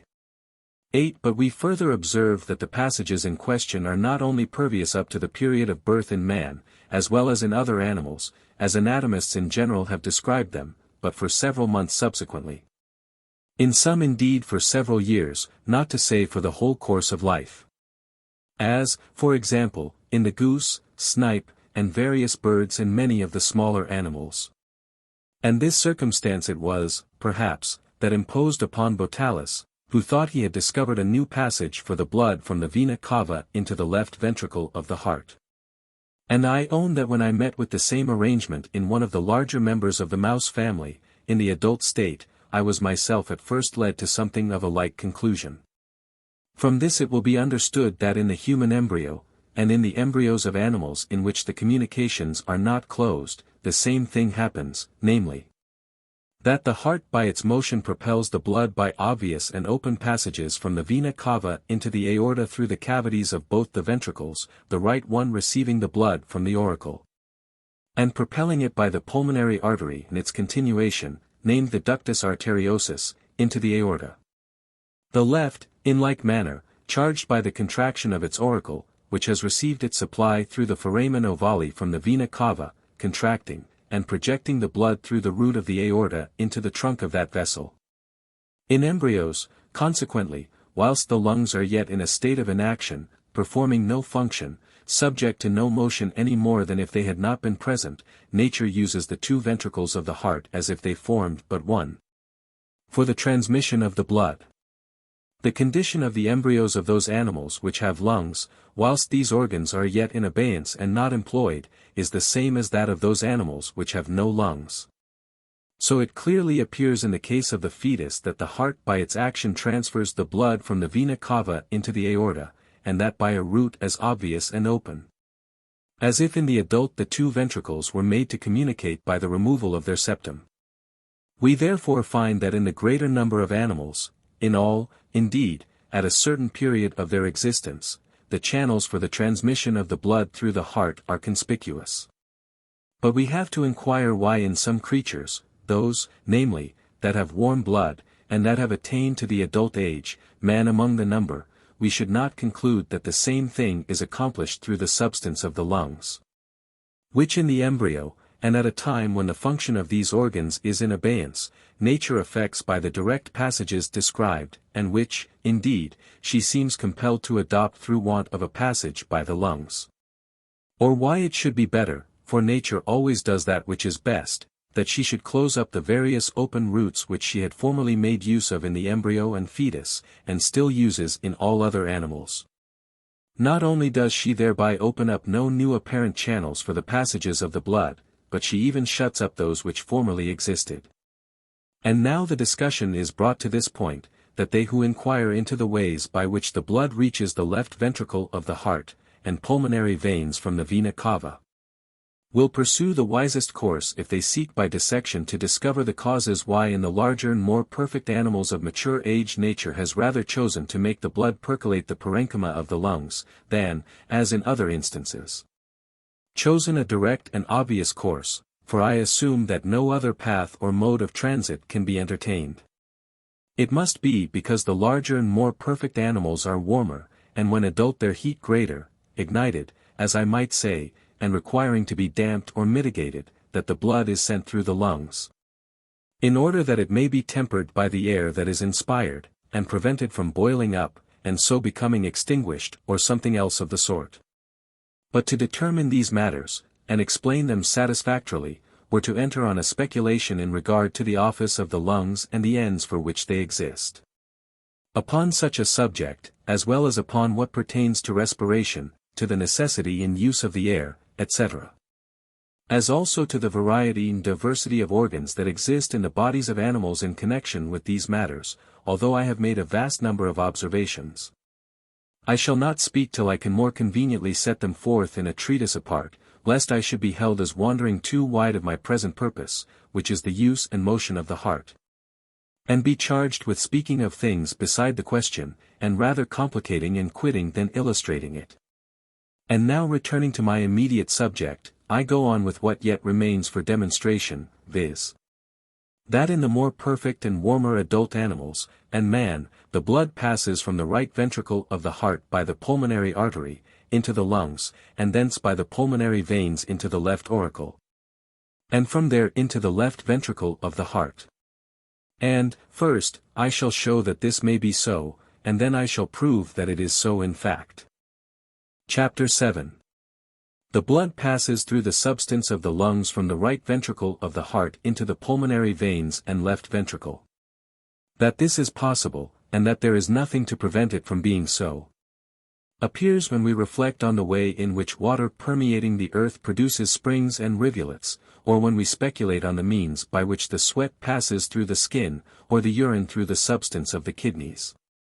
It is well known that persons who use the spa waters or those of La Madonna, in the territories of Padua, or others of an acidulous or vitriolated nature, or who simply swallow drinks by the gallon, pass all off again within an hour or two by the bladder. Such a quantity of liquid must take some short time in the concoction, it must pass through the liver, it is allowed by all that the juices of the food we consume pass twice through this organ in the course of the day. It must flow through the veins, through the tissues of the kidneys, and through the ureters into the bladder. To those, therefore, whom I hear denying that the blood, the whole mass of the blood, may pass through the substance of the lungs, even as the nutritive juices percolate the liver, asserting such a proposition to be impossible, and by no means to be entertained as credible, I reply, with the poet, that they are of that race of men who, when they will, assent full readily, and when they will not, by no manner of means. Who, when their assent is wanted, fear, and when it is not, fear not to give it. The substance of the liver is extremely dense, so is that of the kidney. The lungs, however, are of a much looser texture, and if compared with the kidneys are absolutely spongy.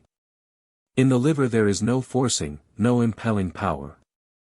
In the lungs the blood is forced on by the pulse of the right ventricle, the necessary effect of whose impulse is the distension of the vessels and the pores of the lungs. And then the lungs, in respiration, are perpetually rising and falling, motions, the effect of which must needs be to open and shut the pores and vessels, precisely as in the case of a sponge, and of parts having a spongy structure, when they are alternately compressed and again are suffered to expand. The liver, on the contrary, remains at rest, and is never seen to be dilated or constricted. Lastly, if no one denies the possibility in man, oxen, and the larger animals generally, of the whole of the ingested juices passing through the liver, in order to reach the vena cava, for this reason, that if nourishment is to go on, these juices must needs get into the veins, and there is no other way but the one indicated, why should not the same arguments be held of avail for the passage of the blood in adults through the lungs? Why not maintain, with Columbus, that skillful and learned anatomist, that it must be so from the capacity and structure of the pulmonary vessels, and from the fact of the pulmonary veins and ventricle corresponding with them, being always found to contain blood, which must needs have come from the veins, and by no other passage save through the lungs. Columbus, and we also, from what precedes, from dissections, and other arguments, conceive the thing to be clear. But as there are some who admit nothing unless upon authority, let them learn that the truth I am contending for can be confirmed from Galen's own words, namely, that not only may the blood be transmitted from the pulmonary artery into the pulmonary veins, then into the left ventricle of the heart, and from thence into the arteries of the body, but that this is effected by the ceaseless pulsation of the heart and the motion of the lungs in breathing. There are, as everyone knows, 3 sigmoid or semilunar valves situated at the orifice of the pulmonary artery, which effectually prevent the blood sent into the vessel from returning into the cavity of the heart. Now Galen, explaining the use of these valves, and the necessity for them, employs the following language: 9. There is everywhere a mutual anastomosis and inosculation of the arteries with the veins, and they severally transmit both blood and spirit, by certain invisible and undoubtedly very narrow passages. Now if the mouth of the pulmonary artery had stood in like manner continually open, and nature had found no contrivance for closing it when requisite, and opening it again, it would have been impossible that the blood could ever have passed by the invisible and delicate mouths, during the contractions of the thorax, into the arteries.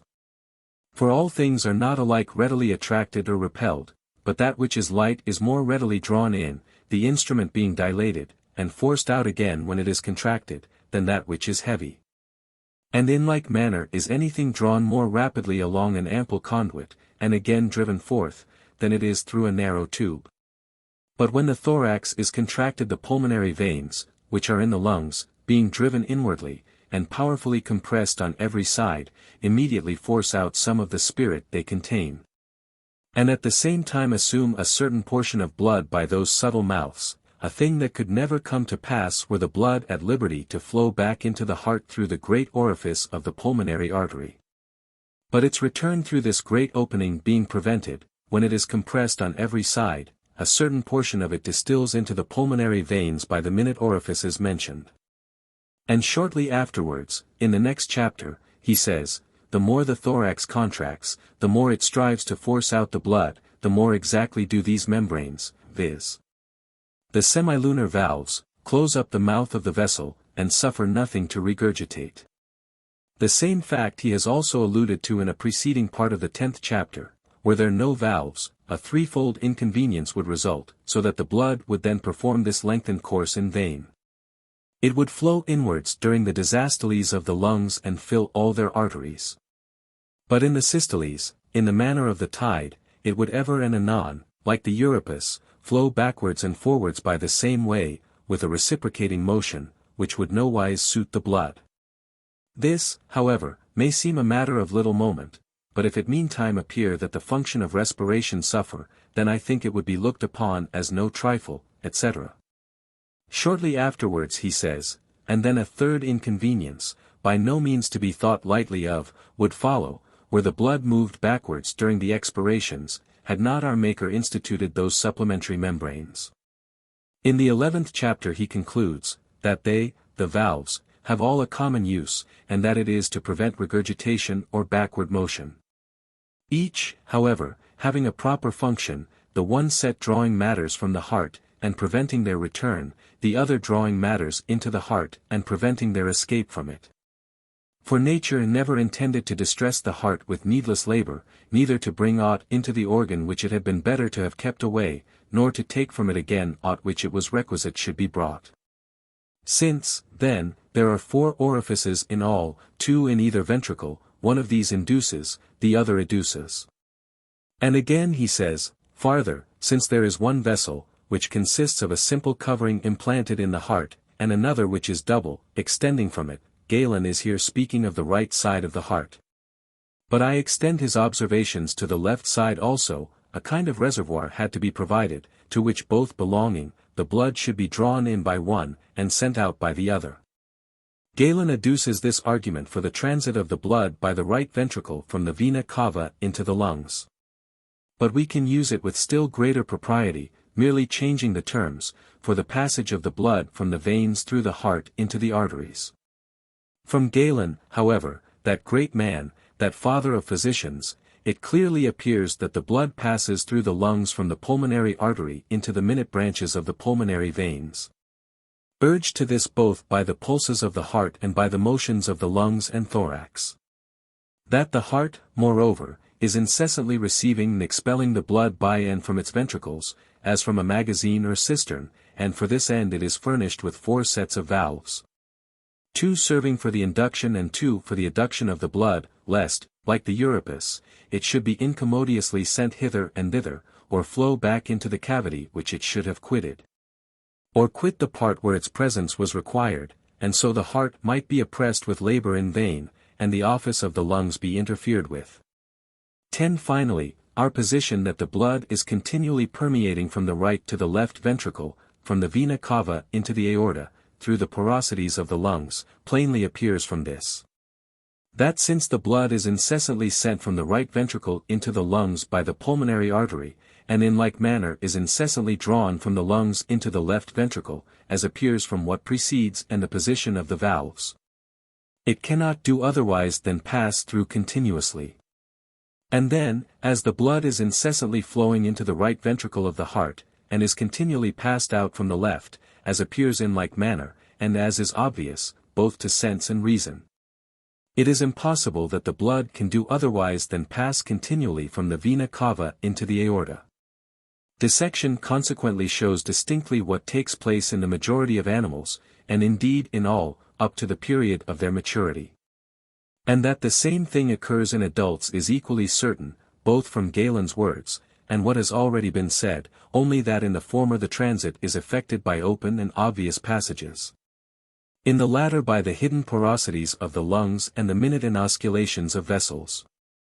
It therefore appears that, although one ventricle of the heart, the left to wit, would suffice for the distribution of the blood over the body, and its adduction from the vena cava, as indeed is done in those creatures that have no lungs, nature.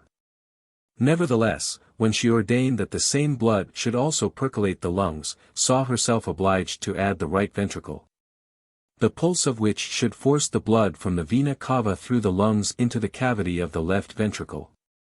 In this way, it may be said, that the right ventricle is made for the sake of the lungs, and for the transmission of the blood through them, not for their nutrition.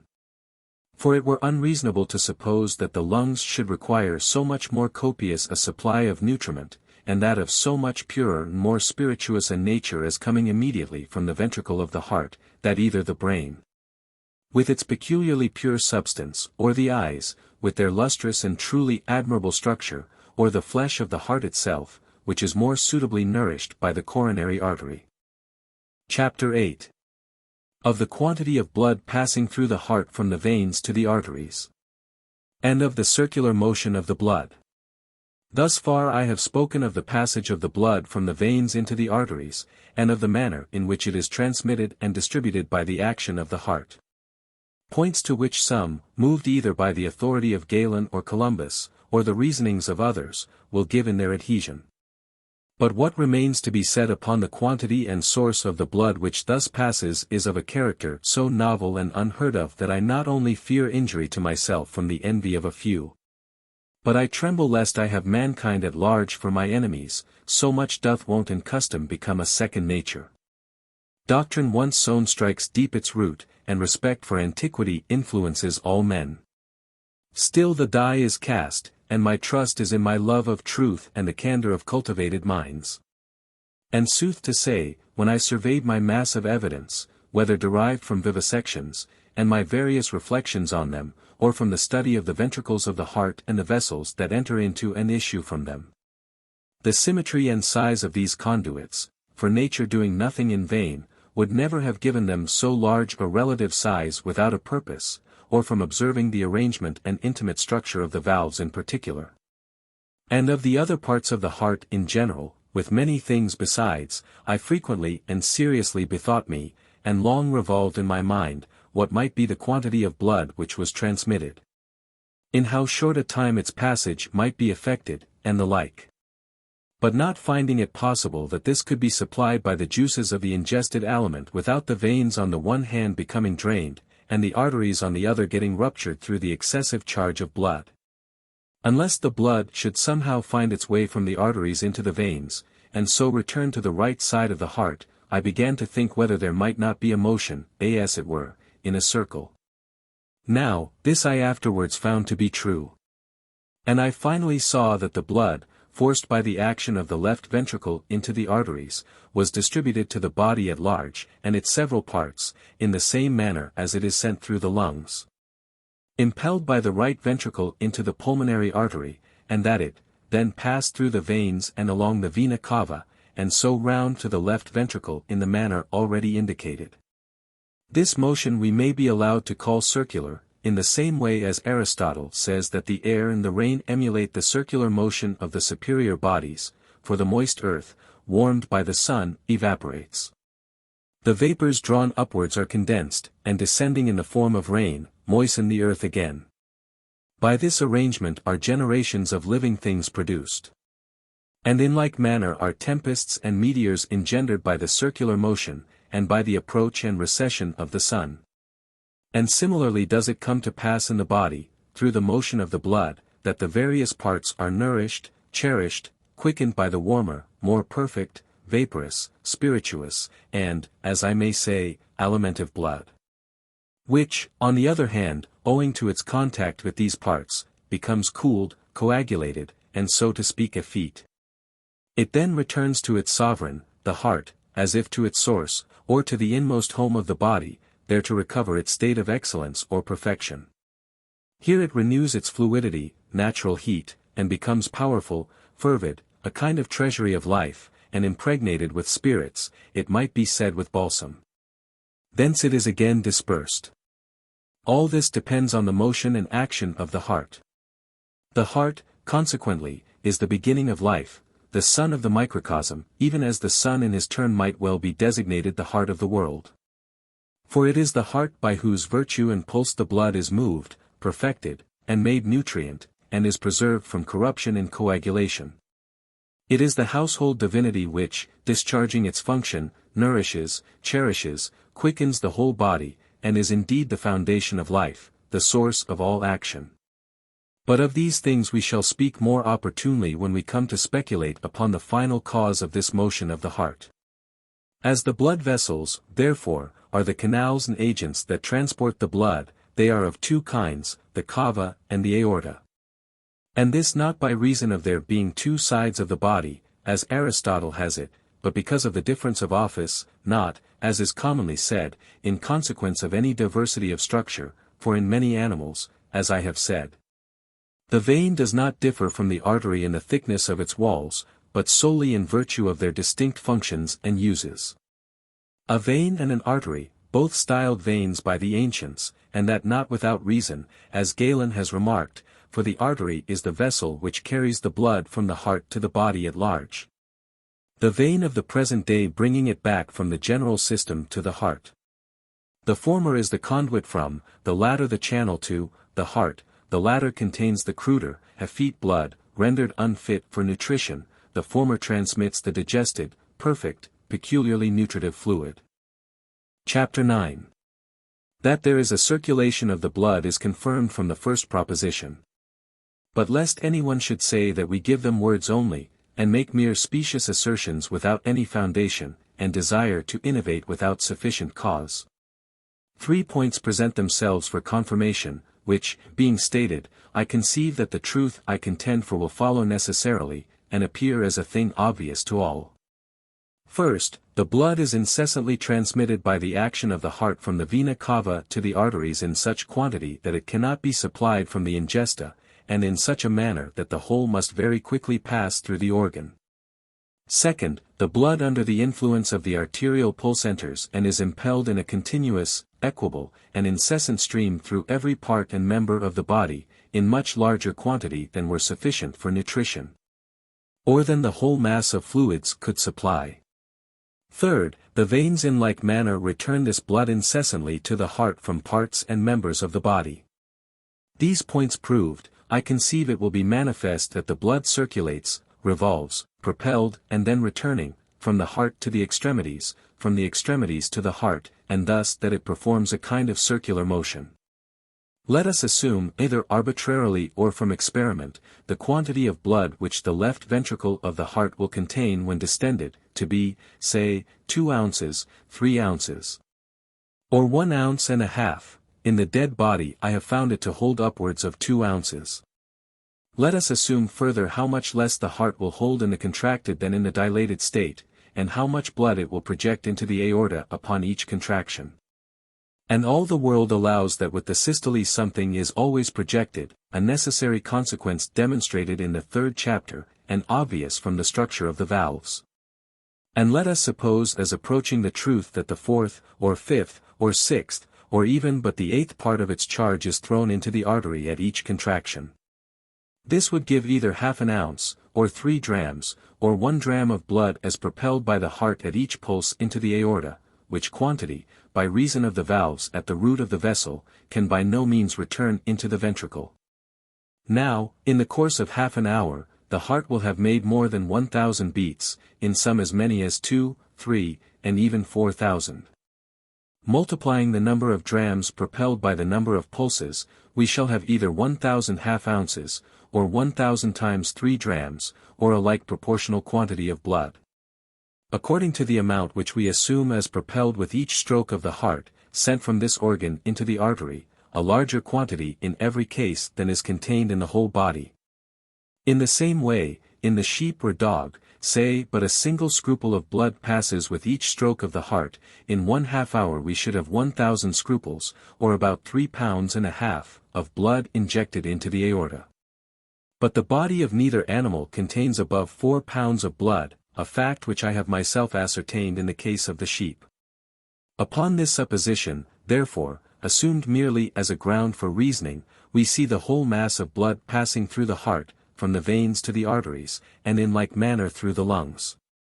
But let it be said that this does not take place in half an hour, but in an hour, or even in a day.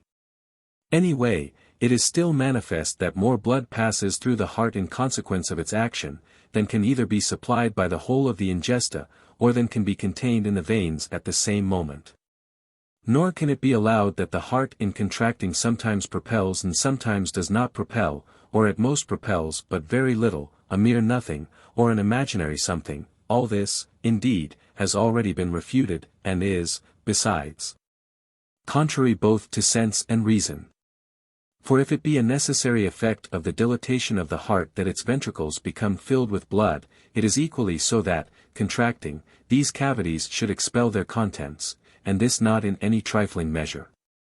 For neither are the conduits small, nor the contractions few in number, but frequent, and always in some certain proportion, whether it be a third or a sixth, or an eighth, to the total capacity of the ventricles.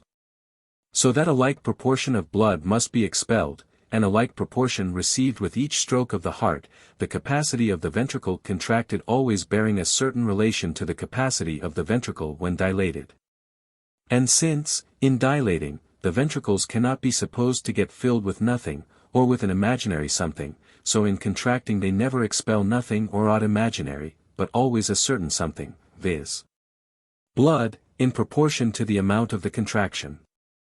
Whence it is to be concluded that if at one stroke the heart of man, the ox, or the sheep, ejects but a single dram of blood and there are 1,000 strokes in half an hour, in this interval there will have been 10 pounds 5 ounces expelled.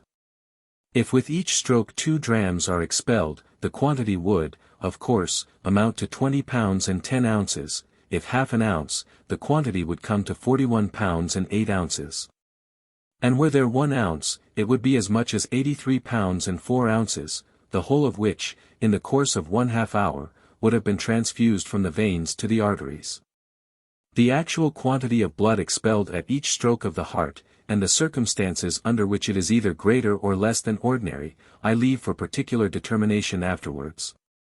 From numerous observations which I have made on the subject. Meantime this much I know, and would here proclaim to all, that the blood is transfused at one time in larger, at another in smaller, quantity.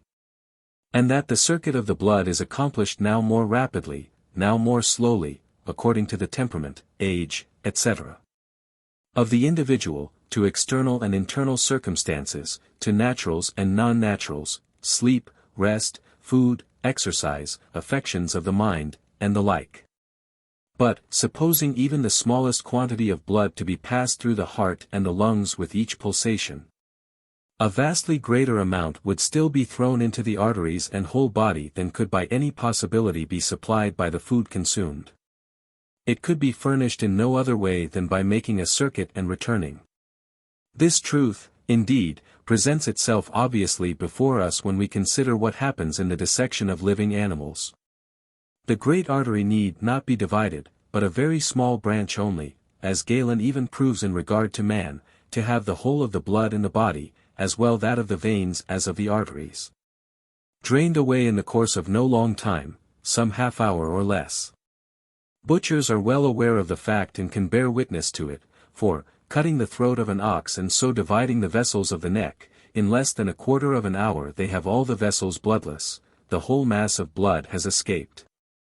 The same thing also occasionally occurs with great rapidity in performing amputations and removing tumors in the human subject. Nor would this argument lose of its force, did any one say that in killing animals in the shambles, and performing amputations, the blood escaped in equal, if not perchance in larger quantity by the veins than by the arteries. The contrary of this statement, indeed, is certainly the truth. The veins, in fact, collapsing, and being without any propelling power, and further, because of the impediment of the valves, as I shall show immediately, pour out but very little blood. Whilst the arteries spout it forth with force abundantly, impetuously, and as if it were propelled by a syringe.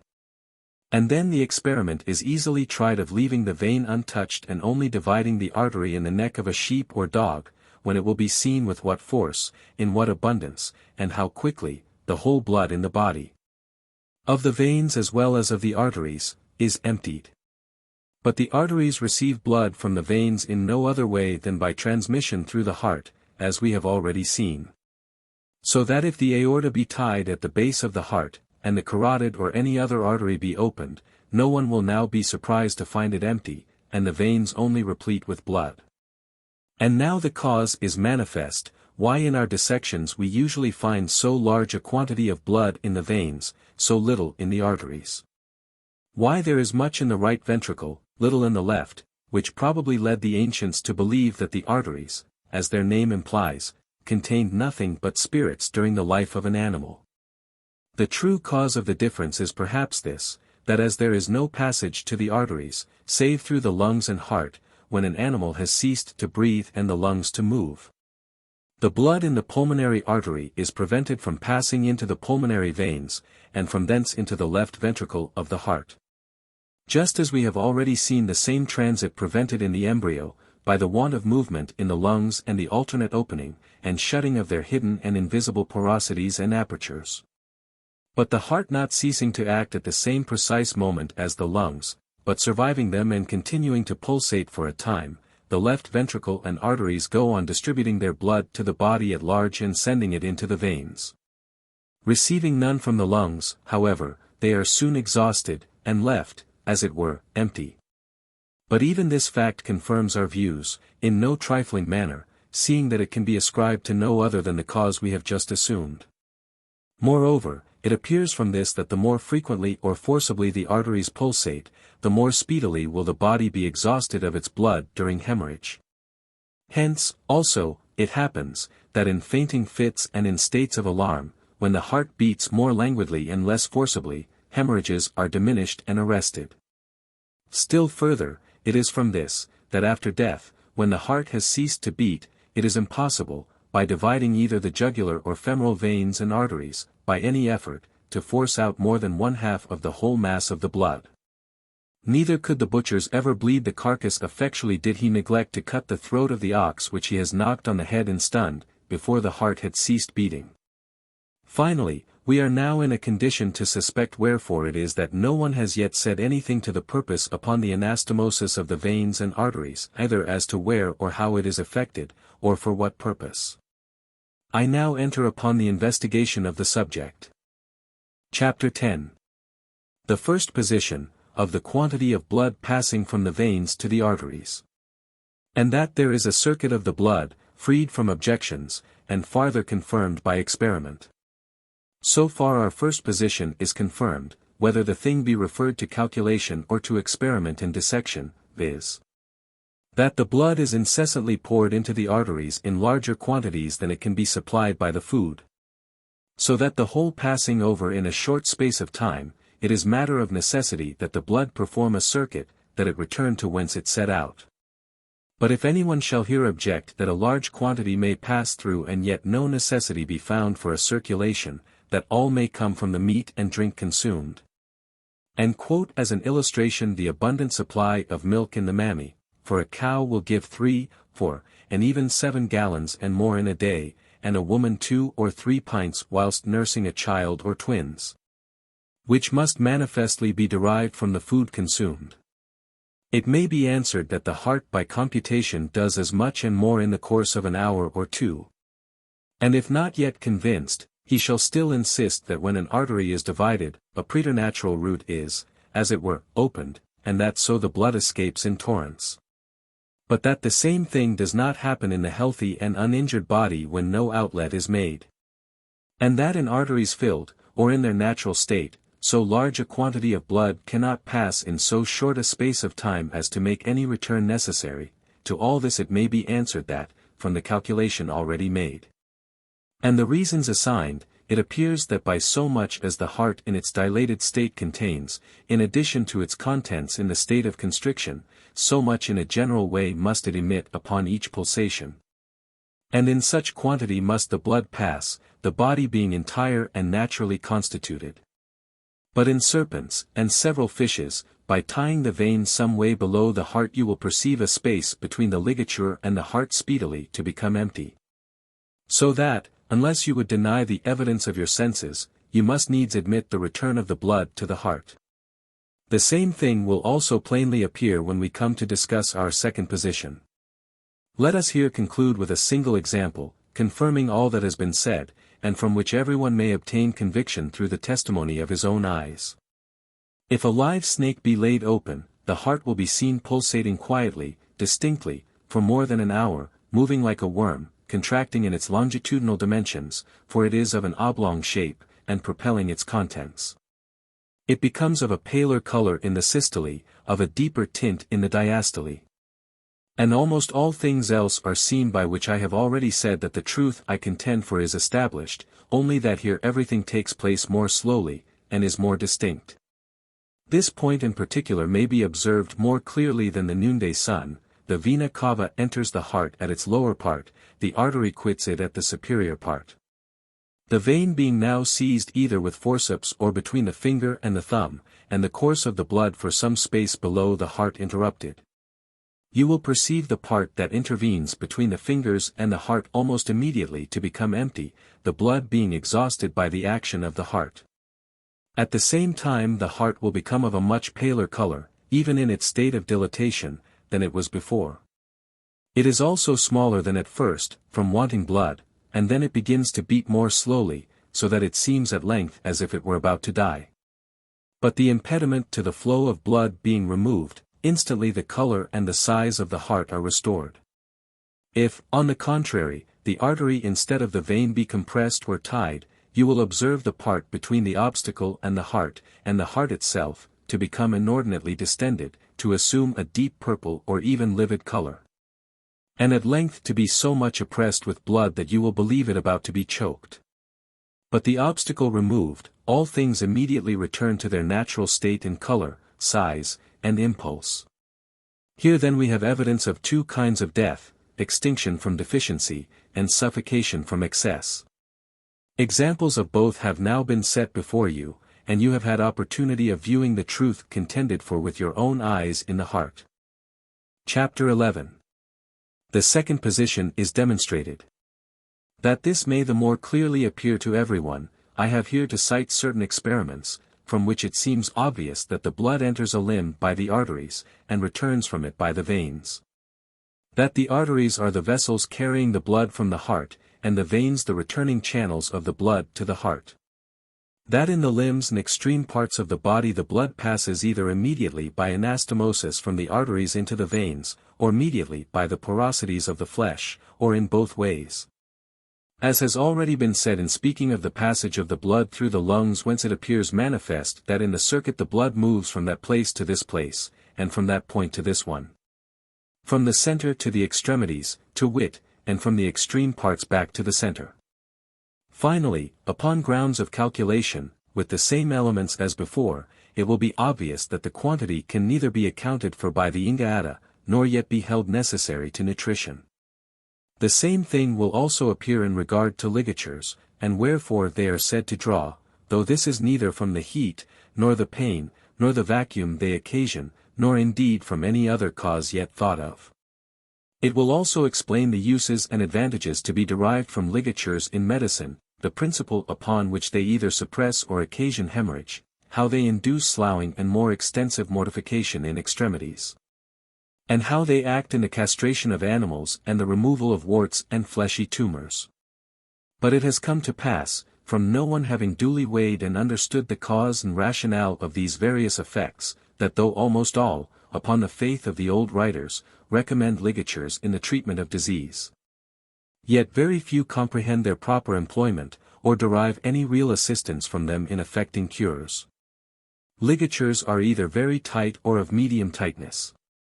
A ligature I designate as tight or perfect when it so constricts an extremity that no vessel can be felt pulsating beyond it. Such a ligature we use in amputations to control the flow of blood, and such also are employed in the castration of animals and the ablation of tumors. In the latter instances, all afflux of nutriment and heat being prevented by the ligature, we see the testes and large fleshy tumors dwindle, die, and finally fall off. Ligatures of medium tightness I regard as those which compress a limb firmly all round, but short of pain, and in such a way as still suffers a certain degree of pulsation to be felt in the artery beyond them. Such a ligature is in use in bloodletting, an operation in which the fillet applied above the elbow is not drawn so tight but that the arteries at the wrist may still be felt beating under the finger. Now let anyone make an experiment upon the arm of a man, either using such a fillet as is employed in bloodletting, or grasping the limb lightly with his hand, the best subject for it being one who is lean, and who has large veins. And the best time after exercise, when the body is warm, the pulse is full, and the blood carried in larger quantity to the extremities, for all then is more conspicuous. Under such circumstances let a ligature be thrown about the extremity, and drawn as tightly as can be borne, it will first be perceived that beyond the ligature, neither in the wrist nor anywhere else, do the arteries pulsate. At the same time that immediately above the ligature the artery begins to rise higher at each diastole, to throb more violently, and to swell in its vicinity with a kind of tide. As if it strove to break through and overcome the obstacle to its current. The artery here, in short, appears as if it were preternaturally full. The hand under such circumstances retains its natural color and appearance. In the course of time it begins to fall somewhat in temperature, indeed, but nothing is drawn into it. After the bandage has been kept on for some short time in this way, let it be slackened a little, brought to that state or term of medium tightness which is used in bleeding. And it will be seen that the whole hand and arm will instantly become deeply colored and distended, and the veins show themselves tumid and knotted. After 10 or 12 pulses of the artery, the hand will be perceived excessively distended, injected, gorged with blood, drawn, as it is said, by this medium ligature, without pain, or heat, or any horror of a vacuum. Or any other cause yet indicated. If the finger be applied over the artery as it is pulsating by the edge of the fillet, at the moment of slackening it, the blood will be felt to glide through, as it were, underneath the finger. And he, too, upon whose arm the experiment is made, when the ligature is slackened, is distinctly conscious of a sensation of warmth, and of something, viz. A stream of blood suddenly making its way along the course of the vessels and diffusing itself through the hand, which at the same time begins to feel hot, and becomes distended. As we had noted, in connection with the tight ligature, that the artery above the bandage was distended and pulsated, not below it, so, in the case of the moderately tight bandage, on the contrary, do we find that the veins below, never above the fillet, swell, and become dilated, whilst the arteries shrink. And such is the degree of distension of the veins here, that it is only very strong pressure that will force the blood beyond the fillet, and cause any of the veins in the upper part of the arm to rise. From these facts it is easy for every careful observer to learn that the blood enters an extremity by the arteries, for when they are effectually compressed nothing is drawn to the member, the hand preserves its color. Nothing flows into it, neither is it distended, but when the pressure is diminished, as it is with the bleeding fillet, it is manifest that the blood is instantly thrown in with force, for then the hand begins to swell. Which is as much as to say, that when the arteries pulsate the blood is flowing through them, as it is when the moderately tight ligature is applied. But where they do not pulsate, as, when a tight ligature is used, they cease from transmitting anything, they are only distended above the part where the ligature is applied. The veins again being compressed, nothing can flow through them. The certain indication of which is, that below the ligature they are much more tumid than above it, and then they usually appear when there is no bandage upon the arm. It therefore plainly appears that the ligature prevents the return of the blood through the veins to the parts above it, and maintains those beneath it in a state of permanent distension. But the arteries, in spite of its pressure, and under the force and impulse of the heart, send on the blood from the internal parts of the body to the parts beyond the ligature. And herein consists the difference between the tight and the medium ligature, that the former not only prevents the passage of the blood in the veins, but in the arteries also.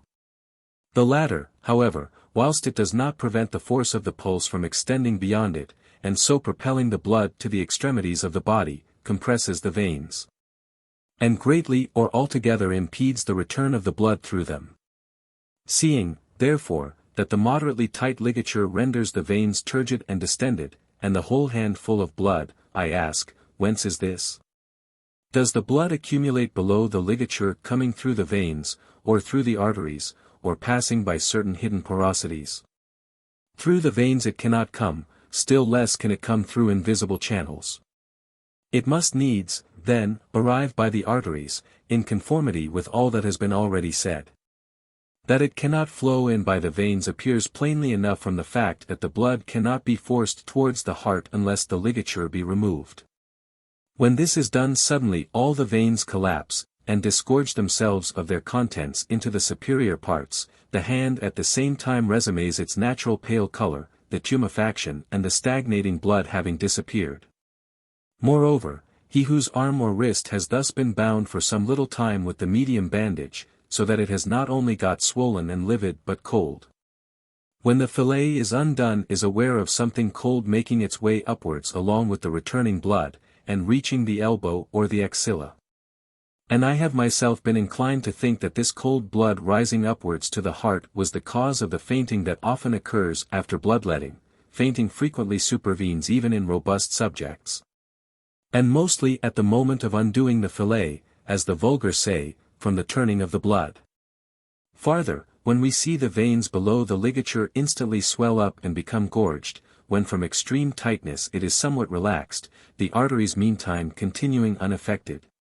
This is an obvious indication that the blood passes from the arteries into the veins, and not from the veins into the arteries, and that there is either an anastomosis of the two orders of vessels, or porosities in the flesh and solid parts generally that are permeable to the blood. It is farther an indication that the veins have frequent communications with one another, because they all become turgid together, whilst under the medium ligature applied above the elbow.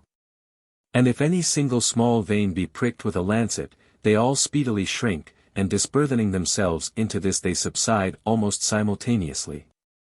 These considerations will enable anyone to understand the nature of the attraction that is exerted by ligatures, and perchance of fluxes generally. How, for example, when the veins are compressed by a bandage of medium tightness applied above the elbow, the blood cannot escape, whilst it still continues to be driven in, by the forcing power of the heart, by which the parts are of necessity filled, gorged with blood. And how should it be otherwise? Heat and pain and a vacuum draw, indeed. But in such wise only that parts are filled, not preternaturally distended or gorged, and not so suddenly and violently overwhelmed with the charge of blood forced in upon them, that the flesh is lacerated and the vessels ruptured. Nothing of the kind as an effect of heat, or pain, or the vacuum force, is either credible or demonstrable. Besides, the ligature is competent to occasion the afflux in question without either pain, or heat, or a vacuum. Were pain in any way the cause, how should it happen that, with the arm bound above the elbow, the hand and fingers should swell being the bandage, and their veins become distended? The pressure of the bandage certainly prevents the blood from getting there by the veins. And then, wherefore is there neither swelling nor repletion of the veins, nor any sign or symptom of attraction or afflux, above the ligature? But this is the obvious cause of the preternatural attraction and swelling below the bandage, and in the hand and fingers, that the blood is entering abundantly, and with force, but cannot pass out again. Now is not this the cause of all tumefaction, as indeed Avicenna has it, and of all oppressive redundancy in parts, that the access to them is open, but the egress from them is closed? Whence it comes that they are gorged and tumefied. And may not the same thing happen in local inflammations, where, so long as the swelling is on the increase, and has not reached its extreme term, a full pulse is felt in the part, especially when the disease is of the more acute kind? And the swelling usually takes place most rapidly. But these are matters for after discussion. Or does this, which occurred in my own case, happen from the same cause? Thrown from a carriage upon one occasion, I struck my forehead a blow upon the place where a twig of the artery advances from the temple, and immediately, within the time in which 20 beats could have been made, I felt a tumor the size of an egg developed. Without either heat or any great pain, the near vicinity of the artery had caused the blood to be effused into the bruised part with unusual force and velocity. And now, too, we understand why in phlebotomy we apply our ligature above the part that is punctured, not below it. Did the flow come from above, not from below, the constriction in this case would not only be of no service, but would prove a positive hindrance. It would have to be applied below the orifice, in order to have the flow more free, did the blood descend by the veins from superior to inferior parts. But as it is elsewhere forced through the extreme arteries into the extreme veins, and the return in these last is opposed by the ligature, so do they fill and swell, and being thus filled and distended, they are made capable of projecting their charge with force, and to a distance, when any one of them is suddenly punctured. But the ligature being slackened, and the returning channels thus left open, the blood forthwith no longer escapes, save by drops. And, as all the world knows, if in performing phlebotomy the bandage be either slackened too much or the limb be bound too tightly, the blood escapes without force, because in the one case the returning channels are not adequately obstructed. In other the channels of influx, the arteries, are impeded. Chapter 12. That there is a circulation of the blood is shown from the second position demonstrated. If these things be so, another point which I have already referred to, viz. the continual passage of the blood through the heart will also be confirmed. We have seen, that the blood passes from the arteries into the veins, not from the veins into the arteries. We have seen, farther, that almost the whole of the blood may be withdrawn from a puncture made in one of the cutaneous veins of the arm if a bandage properly applied be used. We have seen, still farther, that the blood flows so freely and rapidly that not only is the whole quantity which was contained in the arm beyond the ligature, and before the puncture was made, discharged, but the whole which is contained in the body, both that of the arteries and that of the veins. Whence we must admit, first, that the blood is sent along with an impulse, and that it is urged with force below the ligature, for it escapes with force, which force it receives from the pulse and power of the heart. For the force and motion of the blood are derived from the heart alone. Second, that the afflux proceeds from the heart, and through the heart by a course from the great veins. For it gets into the parts below the ligature through the arteries, not through the veins, and the arteries nowhere receive blood from the veins, nowhere receive blood save and except from the left ventricle of the heart. Nor could so large a quantity of blood be drawn from one vein, a ligature having been duly applied, nor with such impetuosity, such readiness, such celerity, unless through the medium of the impelling power of the heart. But if all things be as they are now represented, we shall feel ourselves at liberty to calculate the quantity of the blood, and to reason on its circular motion. Should anyone, for instance, performing phlebotomy, suffer the blood to flow in the manner it usually does, with force and freely, for some half hour or so, no question but that the greatest part of the blood being abstracted, faintings and syncopes would ensue, and that not only would the arteries but the great veins also be nearly emptied of their contents. It is only consonant with reason to conclude that in the course of the half hour hinted at, so much as has escaped has also passed from the great veins through the heart into the aorta. And further, if we calculate how many ounces flow through one arm, or how many pass in 20 or 30 pulsations under the medium ligature, we shall have some grounds for estimating how much passes through the other arm in the same space of time, how much through both lower extremities, how much through the neck on either side, and through all the other arteries and veins of the body. All of which have been supplied with fresh blood, and as this blood must have passed through the lungs and ventricles of the heart, and must have come from the great veins, we shall perceive that a circulation is absolutely necessary. Seeing that the quantities hinted at cannot be supplied immediately from the ingesta, and are vastly more than can be requisite for the mere nutrition of the parts.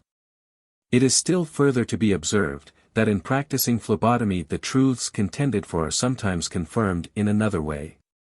For having tied up the arm properly, and made the puncture duly, still, if from alarm or any other causes, a state of faintness supervenes, in which the heart always pulsates more languidly, the blood does not flow freely, but distills by drops only.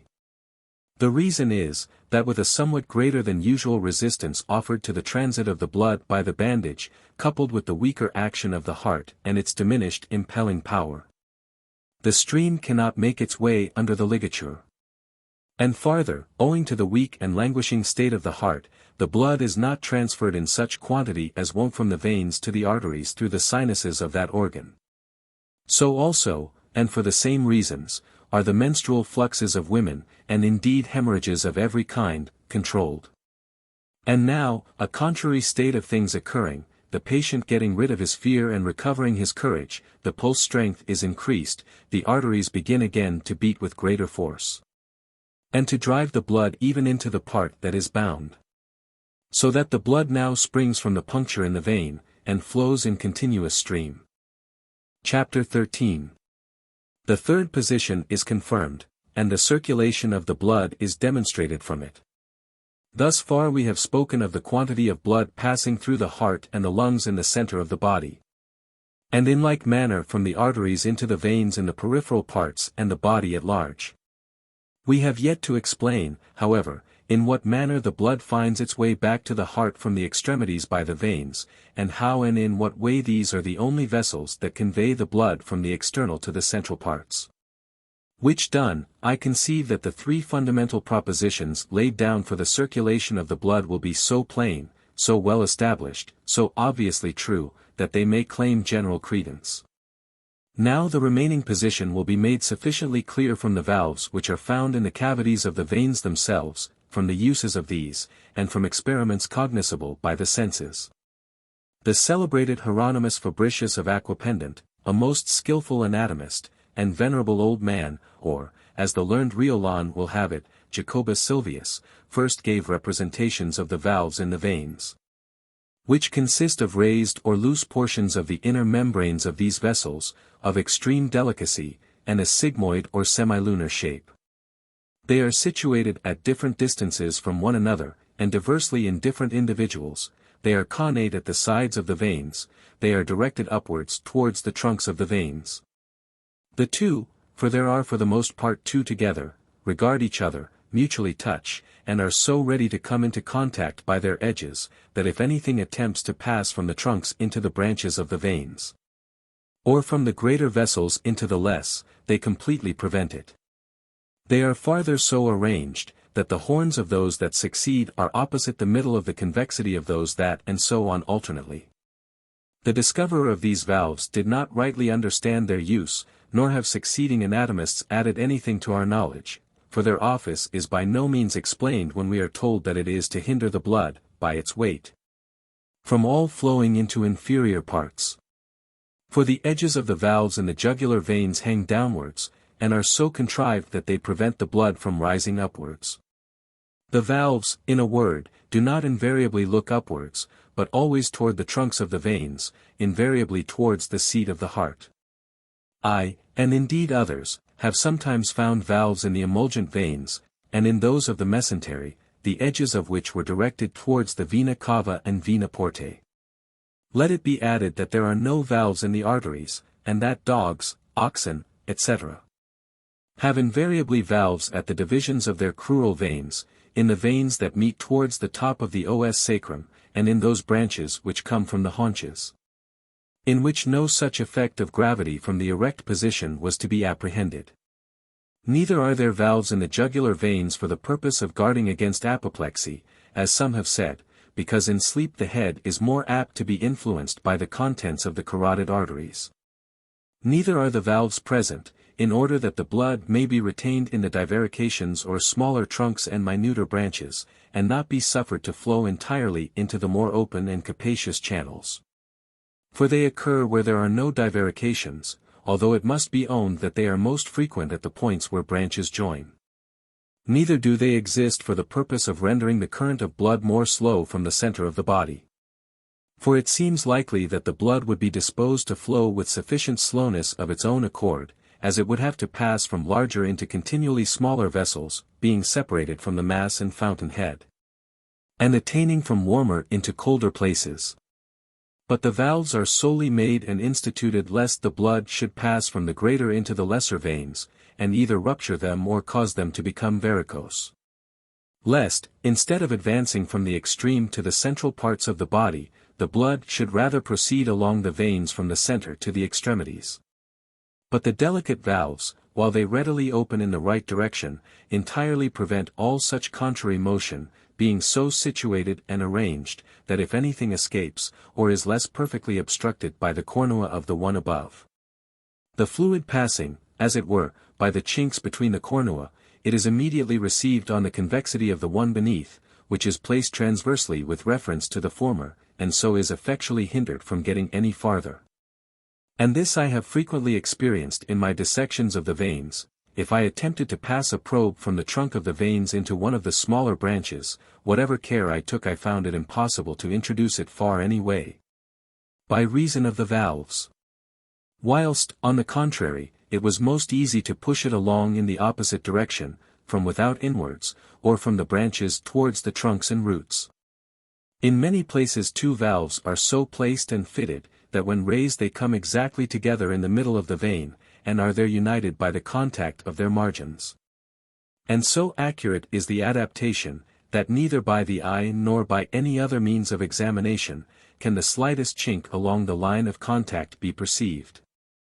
But if the probe be now introduced from the extreme towards the more central parts, the valves, like the floodgates of a river, give way, and are most readily pushed aside.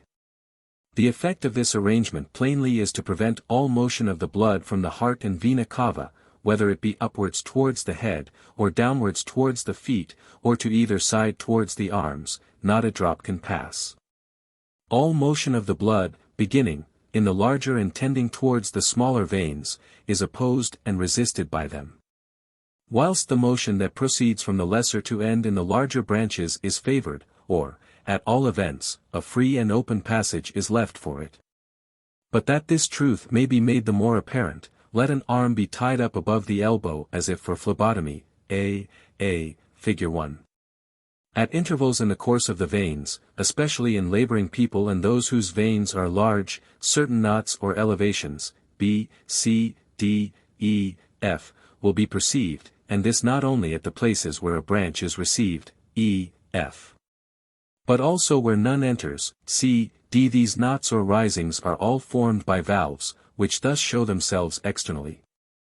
And now if you press the blood from the space above one of the valves, from H to O, Figure 2, and keep the point of a finger upon the vein inferiorly, you will see no influx of blood from above. The portion of the vein between the point of the finger and the valve O will be obliterated, yet will the vessel continue sufficiently distended above the valve O, G. The blood being thus pressed out and the vein emptied, if you now apply a finger of the other hand upon the distended part of the vein above the valve O, Fig. 3, and press downwards, you will find that you cannot force the blood through or beyond the valve. But the greater effort you use, you will only see the portion of vein that is between the finger and the valve become more distended, that portion of the vein which is below the valve remaining all the while empty, H, O, Figure 3. It would therefore appear that the function of the valves in the veins is the same as that of the three sigmoid valves which we find at the commencement of the aorta and pulmonary artery, viz. to prevent all reflux of the blood that is passing over them. Farther, the arm being bound as before, and the veins looking full and distended, if you press at one part in the course of a vein with the point of a finger, L, Fig. 4, and then with another finger streak the blood upwards beyond the next valve, N, you will perceive that this portion of the vein continues empty, L, N, and that the blood cannot retrograde. Precisely as we have already seen the case to be in Fig. 2, but the finger first applied, H, Figure 2 and L, Figure 4, being removed, immediately the vein is filled from below, and the arm becomes as it appears at D, C, Figure 1.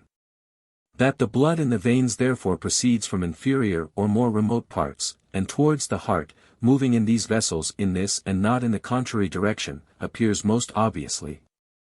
And although in some places the valves, by not acting with such perfect accuracy, or where there is but a single valve, do not seem totally to prevent the passage of the blood from the center, still the greater number of them plainly do so. And then, where things appear contrived more negligently, this is compensated either by the more frequent occurrence or more perfect action of the succeeding valves, or in some other way, the veins in short. As they are the free and open conduits of the blood returning to the heart, so are they effectually prevented from serving as its channels of distribution from the heart. But this other circumstance has to be noted, the arm being bound, and the veins made turgid, and the valves prominent, as before, apply the thumb or finger over a vein in the situation of one of the valves in such a way as to compress it, and prevent any blood from passing upwards from the hand. Then, with a finger of the other hand, streak the blood in the vein upwards till it has passed the next valve above, and, figure 4, the vessel now remains empty. But the finger at L being removed for an instant, the vein is immediately filled from below. Apply the finger again, and having in the same manner streaked the blood upwards, again remove the finger below, and again the vessel becomes distended as before, and this repeat, say 1,000 times, in a short space of time.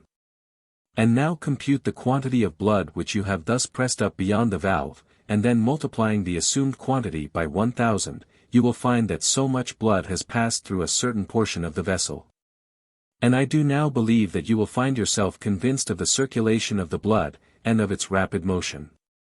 But if in this experiment you say that a violence is done to nature, I do not doubt but that, if you proceed in the same way, only taking as great a length of vein as possible, and merely remark with what rapidity the blood flows upwards, and fills the vessel from below, you will come to the same conclusion. Chapter 14. Conclusion of the demonstration of the circulation. And now I may be allowed to give in brief my view of the circulation of the blood, and to propose it for general adoption. Since all things, both argument and ocular demonstration, show that the blood passes through the lungs and heart by the force of the ventricles, and is sent for distribution to all parts of the body, where it makes its way into the veins and porosities of the flesh, and then flows by the veins from the circumference on every side to the center, from the lesser to the greater veins, and is by them finally discharged into the Vena Cava and right auricle of the heart, and this in such a quantity or in such a flux and reflux thither by the arteries, hither by the veins, as cannot possibly be supplied by the ingesta, and is much greater than can be required for mere purposes of nutrition. It is absolutely necessary to conclude that the blood in the animal body is impelled in a circle, and is in a state of ceaseless motion, that this is the act or function which the heart performs by means of its pulse, and that it is the sole and only end of the motion and contraction of the heart. Chapter 15. The circulation of the blood is further confirmed by probable reasons. It will not be foreign to the subject if I here show further, from certain familiar reasonings, that the circulation is matter both of convenience and necessity.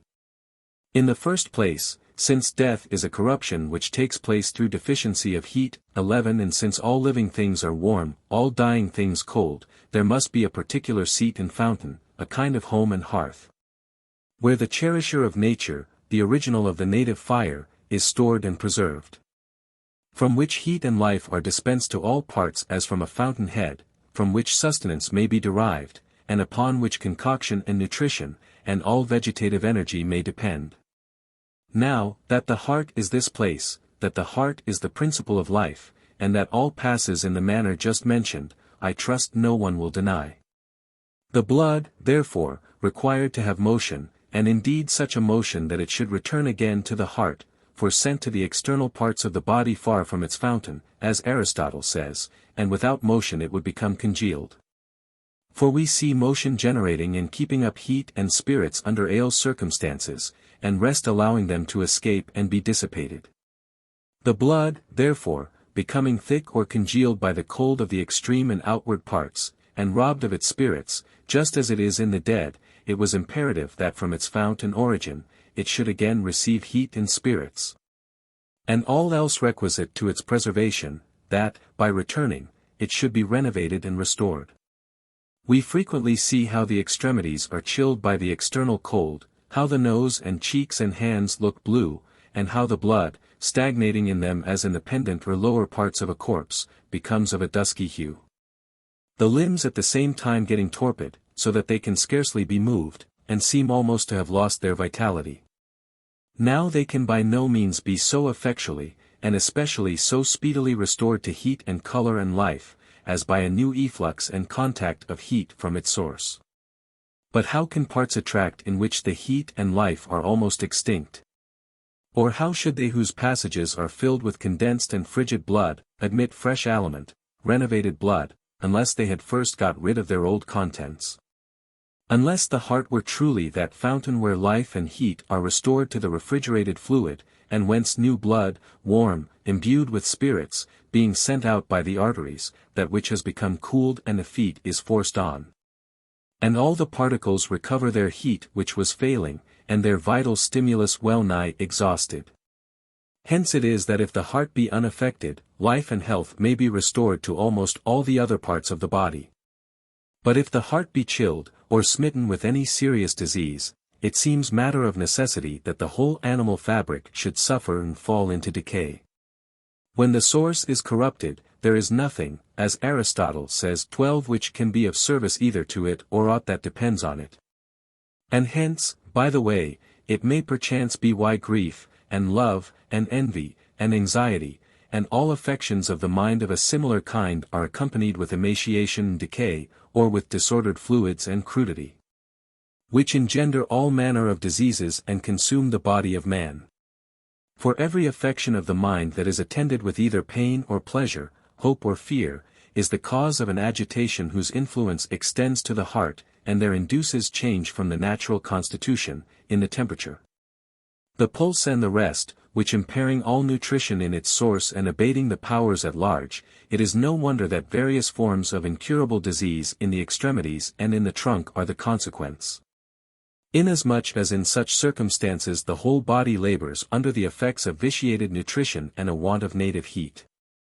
Moreover, when we see that all animals live through food digested in their interior, it is imperative that the digestion and distribution be perfect, and, as a consequence, that there be a place and receptacle where the aliment is perfected and whence it is distributed to the several members.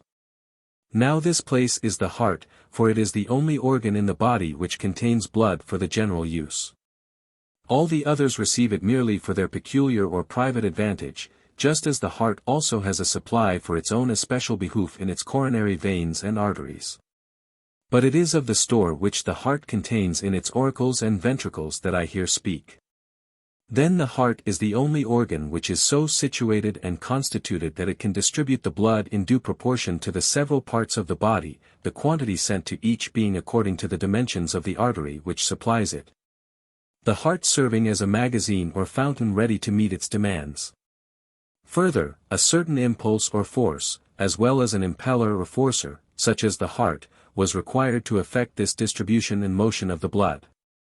Both because the blood is disposed from slight causes, such as cold, alarm, horror, and the like, to collect in its source, to concentrate like parts to a whole, or the drops of water spilt upon a table to the mass of liquid.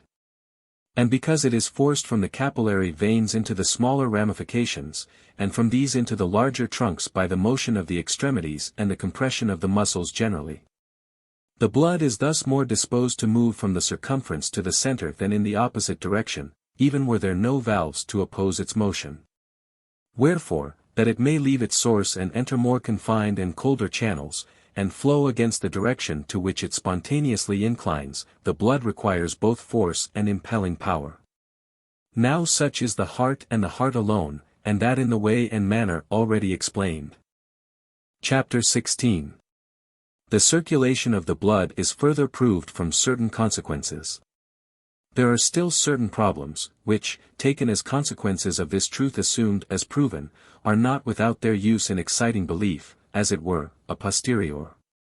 And which, although they may seem to be involved in much doubt and obscurity, nevertheless readily admit of having reasons and causes assigned for them.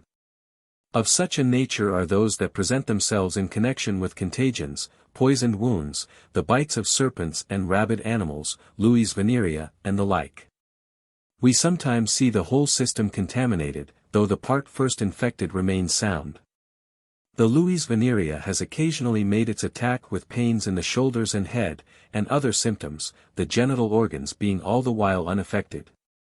And then we know that the wound made by a rabid dog having healed, fever and a train of disastrous symptoms may nevertheless supervene. Whence it appears that the contagion impressed upon or deposited in a particular part, is by and by carried by the returning current of blood to the heart, and by that organ is sent to contaminate the whole body. In tertian fever, the morbific cause seeking the heart in the first instance, and hanging about the heart and lungs, renders the patient short-winded, disposed to sighing, and indisposed to exertion. Because the vital principle is oppressed and the blood forced into the lungs and rendered thick. It does not pass through them, as I have myself seen in opening the bodies of those who had died in the beginning of the attack, when the pulse is always frequent, small, and occasionally irregular. But the heat increasing, the matter becoming attenuated, the passages forced, and the transit made, the whole body begins to rise in temperature, and the pulse becomes fuller and stronger. The febrile paroxysm is fully formed, whilst the preternatural heat kindled in the heart is thence diffused by the arteries through the whole body along with the morbific matter, which is in this way overcome and dissolved by nature. When we perceive, further, that medicines applied externally exert their influence on the body just as if they had been taken internally, the truth we are contending for is confirmed. Colocynth and aloes in this way move the belly, cantharides excites the urine, garlic applied to the soles of the feet assists expectoration, cordials strengthen, and an infinite number of examples of the same kind might be cited. Perhaps it will not, therefore, be found unreasonable, if we say that the veins, by means of their orifices, absorb some of the things that are applied externally and carry this inwards with the blood, not otherwise, it may be. Then those of the mesentery imbibe the chyle from the intestines and carry it mixed with the blood to the liver.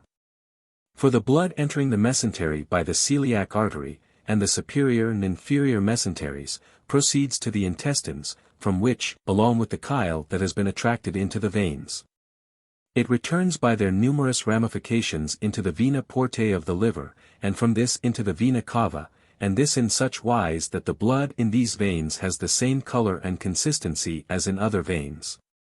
In opposition to what many believe to be the fact.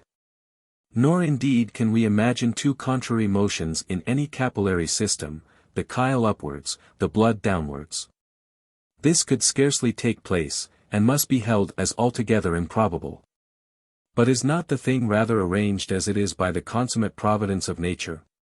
For were the chyle mingled with the blood, the crude with the digested, in equal proportions, the result would not be concoction, transmutation, and sanguification, but rather, and because they are severally active and passive, a mixture or combination, or medium compound of the two, precisely as happens when wine is mixed with water and syrup. But when a very minute quantity of chyle is mingled with a very large quantity of circulating blood, a quantity of chyle that bears no kind of proportion to the mass of blood, the effect is the same, as Aristotle says, as when a drop of water is added to a cask of wine, or the contrary. The mass does not then present itself as a mixture, but is still sensibly either wine or water. So in the mesenteric veins of an animal we do not find either chyme or chyle and blood, blended together or distinct, but only blood, the same in color, consistency, and other sensible properties, as it appears in the veins generally. Still as there is a certain though small and inappreciable portion of chyle or incompletely digested matter mingled with the blood, nature has interposed the liver, in whose meandering channels it suffers delay and undergoes additional change. Lest arriving prematurely and crude at the heart, it should oppress the vital principle. Hence in the embryo, there is almost no use for the liver, but the umbilical vein passes directly through, a foramen or an anastomosis existing from the vena portae. The blood returns from the intestines of the fetus, not through the liver, but into the umbilical vein mentioned, and flows at once into the heart, mingled with the natural blood which is returning from the placenta. Whence also it is that in the development of the fetus the liver is one of the organs that is last formed. I have observed all the members, perfectly marked out in the human fetus, even the genital organs, whilst there was yet scarcely any trace of the liver. And indeed at the period when all the parts, like the heart itself in the beginning, are still white, and except in the veins there is no appearance of redness, you shall see nothing in the seat of the liver but a shapeless collection, as it were, of extravasated blood, which you might take for the effects of a contusion or ruptured vein. But in the incubated egg there are, as it were, two umbilical vessels, one from the albumen passing entire through the liver, and going straight to the heart, another from the yelk, ending in the vena portae. For it appears that the chick, in the first instance, is entirely formed and nourished by the white, but by the yelk after it has come to perfection and is excluded from the shell. For this part may still be found in the abdomen of the chick many days after its exclusion, and is a substitute for the milk to other animals. But these matters will be better spoken of in my observations on the formation of the fetus, where many propositions, the following among the number, will be discussed. Wherefore is this part formed or perfected first, that last? And of the several members, what part is the cause of another? And there are many points having special reference to the heart, such as wherefore does it first acquire consistency, and appear to possess life, motion, sense, before any other part of the body is perfected, as Aristotle says in his third book. De Partibus Animalium. And so also of the blood, wherefore does it precede all the rest? And in what way does it possess the vital and animal principle, and show a tendency to motion, and to be impelled hither and thither, the end for which the heart appears to be made? In the same way, in considering the pulse, why should one kind of pulse indicate death, another recovery? And so of all the other kinds of pulse, what may be the cause and indication of each? Likewise we must consider the reason of crises and natural critical discharges, of nutrition, and especially the distribution of the nutriment, and of defluxions of every description. Finally, reflecting on every part of medicine, physiology, pathology, semiotics and therapeutics, when I see how many questions can be answered, how many doubts resolved, how much obscurity illustrated by the truth we have declared. The light we have made to shine, I see a field of such vast extent in which I might proceed so far, and expatiate so widely, that this my tractate would not only swell out into a volume, which was beyond my purpose, but my whole life, perchance, would not suffice for its completion. In this place, therefore, and that indeed in a single chapter, I shall only endeavor to refer the various particulars that present themselves in the dissection of the heart and arteries to their several uses and causes. For so I shall meet with many things which receive light from the truth I have been contending for, and which, in their turn, render it more obvious. And indeed I would have it confirmed and illustrated by anatomical arguments above all others. There is but a single point which indeed would be more correctly placed among our observations on the use of the spleen, but which it will not be altogether impertinent to notice in this place incidentally. From the splenic branch which passes into the pancreas, and from the upper part, arise the posterior coronary, gastric, and gastroepiploic veins, all of which are distributed upon the stomach in numerous branches and twigs. Just as the mesenteric vessels are upon the intestines.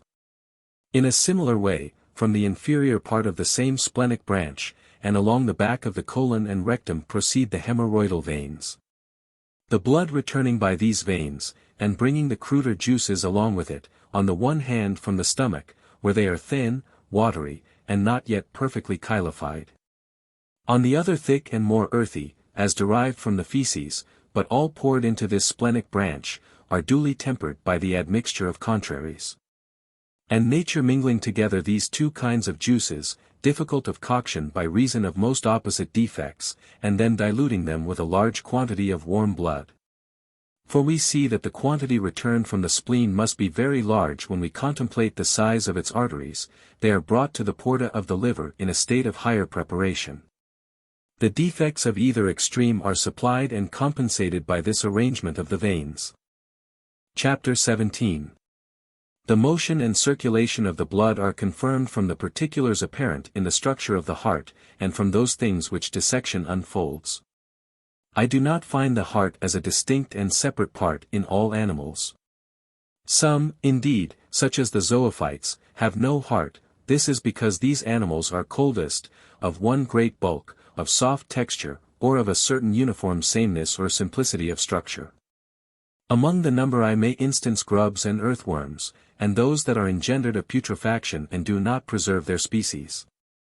These have no heart, as not requiring any impeller of nourishment into the extreme parts. For they have bodies which are connate and homogeneous and without limbs, so that by the contraction and relaxation of the whole body they assume and expel, move and remove, the aliment. Oysters, mussels, sponges, and the whole genus of zoophytes or plant animals have no heart, for the whole body is used as a heart, or the whole animal is a heart. In a great number of animals, almost the whole tribe of insects, we cannot see distinctly by reason of the smallness of the body, still in bees, flies, hornets, and the like we can perceive something pulsating with the help of a magnifying glass. In pediculi, also, the same thing may be seen, and as the body is transparent, the passage of the food through the intestines, like a black spot or stain, may be perceived by the aid of the same magnifying glass. But in some of the pale-blooded and colder animals, as in snails, whelks, shrimps, and shellfish, there is a part which pulsates, a kind of vesicle or auricle without a heart, slowly, indeed, and not to be perceived except in the warmer season of the year. In these creatures this part is so contrived that it shall pulsate, as there is here a necessity for some impulse to distribute the nutritive fluid, by reason of the variety of organic parts, or of the density of the substance.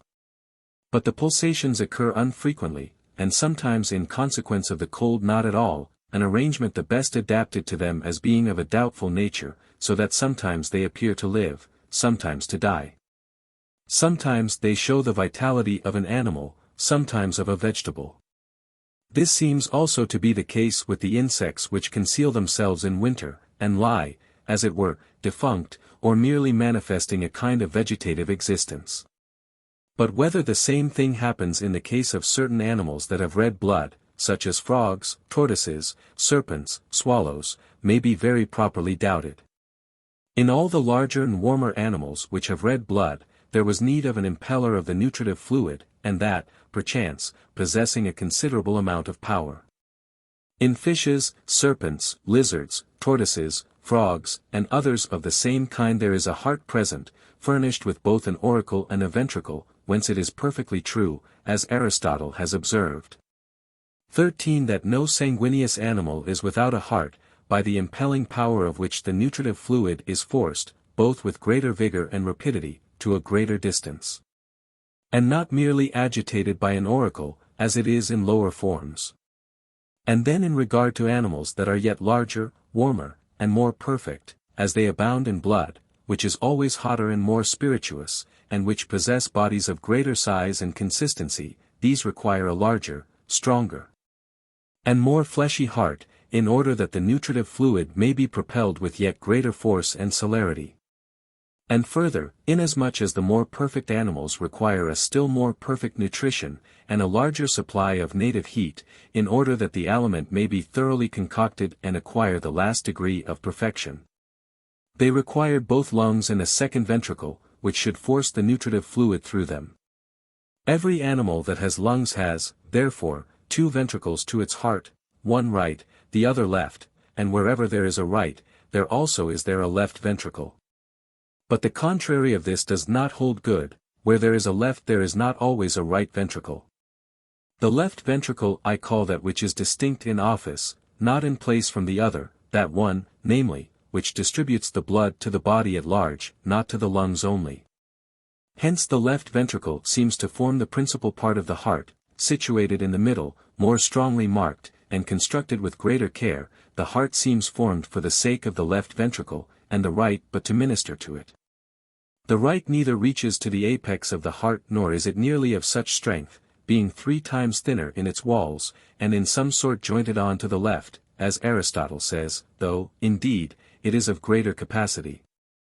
Inasmuch as it has not only to supply material to the left ventricle, but likewise to furnish aliment to the lungs. It is to be observed, however, that all this is otherwise in the embryo, where there is not such a difference between the two ventricles.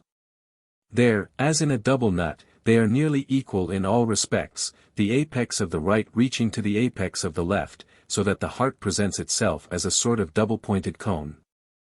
And this is so, because in the fetus, as already said, whilst the blood is not passing through the lungs from the right to the left cavities of the heart, it flows by the foramen ovale in ductus arteriosus directly from the vena cava into the aorta, whence it is distributed to the whole body. Both ventricles have, therefore, the same office to perform, whence their equality of constitution. It is only when the lungs come to be used and it is requisite that the passages indicated should be blocked up that the difference in point of strength and other things between the two ventricles begins to be apparent. In the altered circumstances the right has only to drive the blood through the lungs, whilst the left has to propel it through the whole body. There are, moreover, within the heart numerous braces, in the form of fleshy columns and fibrous bands, which Aristotle, in his third book on Respiration, and of Parts of Animals, entitles nerves. These are variously extended, and are either distinct or contained in grooves in the walls and partition, where they occasion numerous pits or depressions. They constitute a kind of small muscles, which are superadded and supplementary to the heart, assisting it to execute a more powerful and perfect contraction, and so proving subservient to the complete expulsion of the blood. They are, in some sort, like the elaborate and artful arrangement of ropes in a ship, bracing the heart on every side as it contracts, and so enabling it more effectually and forcibly to expel the charge of blood from its ventricles. This much is plain, at all events, that in some animals they are less strongly marked than in others, and, in all that have them, they are more numerous and stronger in the left than in the right ventricle. And while some have them present in the left, yet they are absent in the right ventricle. In man they are more numerous in the left than in the right ventricle, more abundant in the ventricles than in the auricles. And occasionally there appear to be none present in the auricles. They are numerous in the large, more muscular and hardier bodies of countrymen, but fewer in more slender frames and in females. In those animals in which the ventricles of the heart are smooth within and entirely without fibers of muscular bands, or anything like hollow pits, as in almost all the smaller birds, the partridge and the common fowl, serpents, frogs, tortoises, and most fishes, there are no chordae tendineae, nor bundles of fibers, neither are there any tricuspid valves in the ventricles. Some animals have the right ventricle smooth internally, but the left provided with fibrous bands, such as the goose, swan, and larger birds, and the reason is the same here as elsewhere. As the lungs are spongy and loose and soft, no great amount of force is required to force the blood through them. Therefore the right ventricle is either without the bundles in question, or they are fewer and weaker, and not so fleshy or like muscles. Those of the left ventricle, however, are both stronger and more numerous, more fleshy and muscular, because the left ventricle requires to be stronger, inasmuch as the blood which it propels has to be driven through the whole body. And this, too, is the reason why the left ventricle occupies the middle of the heart, and has parietes 3 times thicker and stronger than those of the right. Hence all animals, and among men it is similar, that are endowed with particularly strong frames, and with large and fleshy limbs at a great distance from the heart, have this central organ of greater thickness, strength, and muscularity. This is manifest and necessary. Those, on the contrary, that are of softer and more slender make have the heart more flaccid, softer, and internally either less or not at all fibrous. Consider, farther, the use of the several valves, which are all so arranged that the blood, once received into the ventricles of the heart, shall never regurgitate. Once forced into the pulmonary artery and aorta, shall not flow back upon the ventricles. When the valves are raised and brought together, they form a 3-cornered line, such as is left by the bite of a leech. And the more they are forced, the more firmly do they oppose the passage of the blood. The tricuspid valves are placed, like gatekeepers, at the entrance into the ventricles from the venae cavae and pulmonary veins, lest the blood when most forcibly impelled should flow back. It is for this reason that they are not found in all animals, nor do they appear to have been constructed with equal care, in all animals in which they are found. In some they are more accurately fitted, in others more remissly or carelessly contrived, and always with a view to their being closed under a greater or a slighter force of the ventricle. In the left ventricle, therefore, in order that the occlusion may be the more perfect against the greater impulse, there are only 2 valves, like a mitre, and produced into an elongated cone, so that they come together and touch to their middle. A circumstance which perhaps led Aristotle into the error of supposing this ventricle to be double, the division taking place transversely. For the same reason, and that the blood may not regurgitate upon the pulmonary veins, and thus the force of the ventricle in propelling the blood through the system at large come to be neutralized. It is that these mitral valves excel those of the right ventricle in size and strength and exactness of closing. Hence it is essential that there can be no heart without a ventricle, since this must be the source and storehouse of the blood. The same law does not hold good in reference to the brain. For almost no genus of birds has a ventricle in the brain, as is obvious in the goose and swan, the brains of which nearly equal that of a rabbit in size. Now rabbits have ventricles in the brain, whilst the goose has none. In like manner, wherever the heart has a single ventricle, there is an auricle appended, flaccid, membranous, hollow, filled with blood, and where there are two ventricles, there are likewise two auricles. On the other hand, some animals have an auricle without any ventricle, or, at all events, they have a sac analogous to an auricle. Or the vein itself, dilated at a particular part, performs pulsations, as is seen in hornets, bees, and other insects, which certain experiments of my own enable me to demonstrate, have not only a pulse, but a respiration in that part which is called the tail, whence it is that this part is elongated and contracted now more rarely, now more frequently, as the creature appears to be blown and to require a large quantity of air. But of these things, more in our treatise on respiration. It is in like manner evident that the auricles pulsate, contract, as I have said before, and throw the blood into the ventricles. So that wherever there is a ventricle, an auricle is necessary, not merely that it may serve, according to the general belief, as a source and magazine for the blood, for what were the use of its pulsations had it only to contain? The auricles are prime movers of the blood, especially the right auricle, which, as already said, is the first to live, the last to die. Whence they are subservient to sending the blood into the ventricles, which, contracting continuously, more readily and forcibly expel the blood already in motion. Just as the ball player can strike the ball more forcibly and further if he takes it on the rebound than if he simply threw it. Moreover, and contrary to the general opinion, neither the heart nor anything else can dilate or distend itself so as to draw anything into its cavity during the diastole, unless, like a sponge, it has been first compressed and is returning to its primary condition. But in animals all local motion proceeds from, and has its origin in, the contraction of some part. Consequently it is by the contraction of the auricles that the blood is thrown into the ventricles, as I have already shown, and from there, by the contraction of the ventricles, it is propelled and distributed. Concerning local motions, it is true that the immediate moving organ in every motion of an animal primarily endowed with a motive spirit, as Aristotle has at 14, is contractile, in which way the word viapu is derived from view, nudo, contraho. And if I am permitted to proceed in my purpose of making a particular demonstration of the organs of motion in animals from observations in my possession, I trust one shall be able to make sufficiently plain how Aristotle was acquainted with the muscles, and advisedly referred all motion in animals to the nerves, or to the contractile element, and, therefore, called those little bands in the heart nerves. But that we may proceed with the subject which we have in hand, viz. the use of the auricles in filling the ventricles, we should expect that the more dense and compact the heart, the thicker its parietes, the stronger and more muscular must be the auricle to force and fill it, and vice versa. Now this is actually so. In some the auricle presents itself as a sanguinolent vesicle, as a thin membrane containing blood, as in fishes, in which the sac that stands in lieu of the auricles is of such delicacy and ample capacity that it seems to be suspended or to float above the heart. In those fishes in which the sac is somewhat more fleshy, as in the carp, barbel, tench, and others, it bears a wonderful and strong resemblance to the lungs.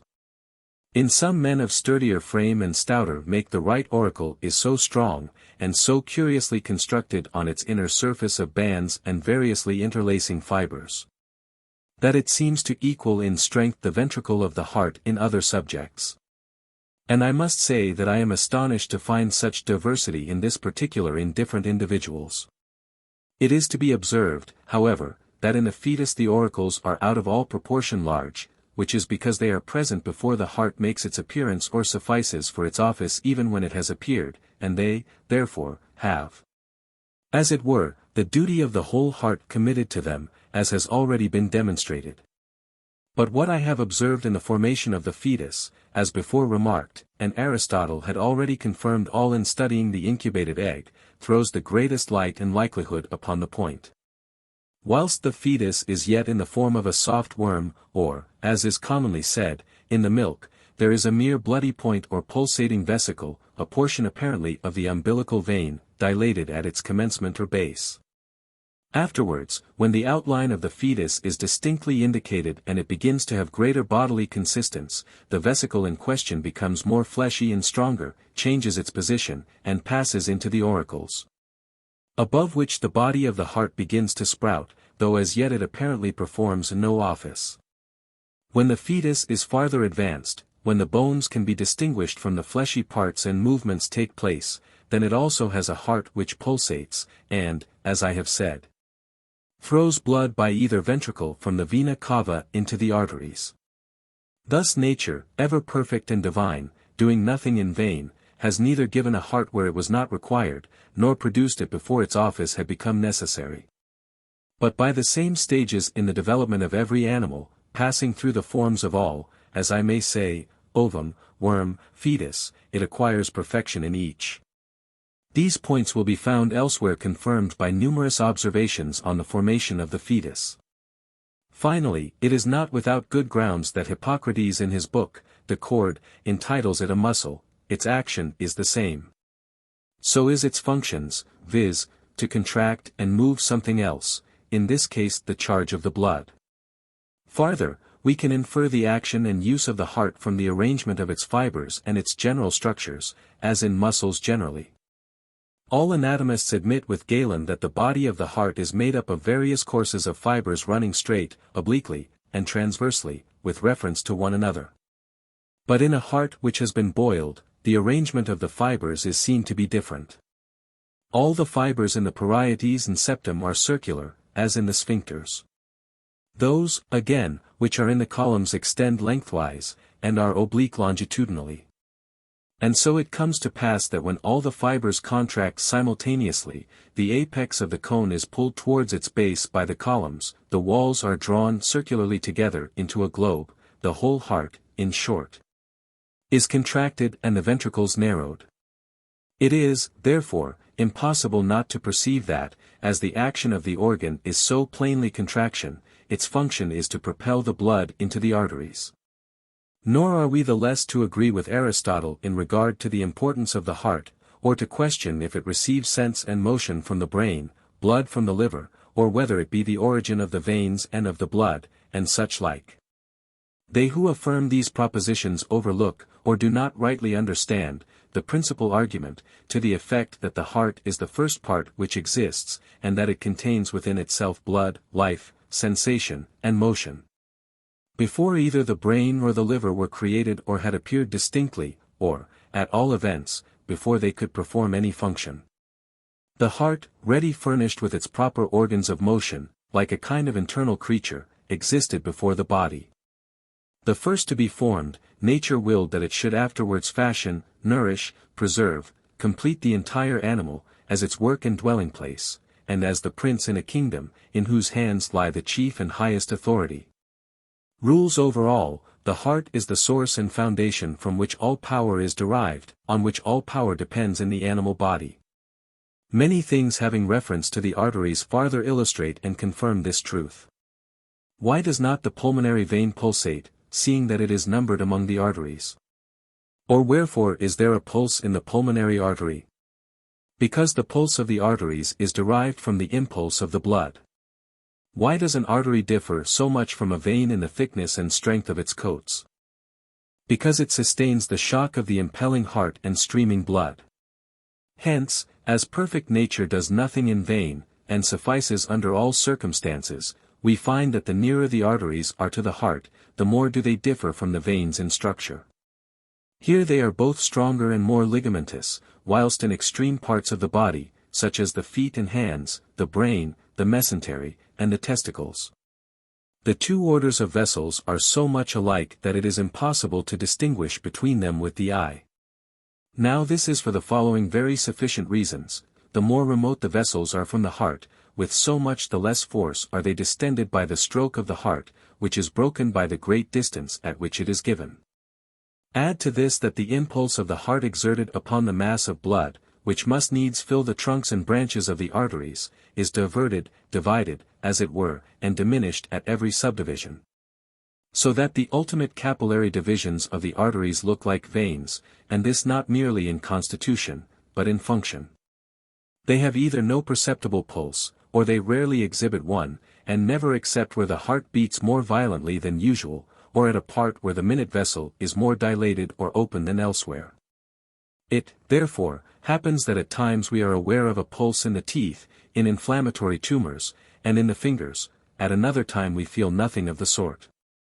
By this single symptom I have ascertained for certain that young persons whose pulses are naturally rapid were laboring under fever.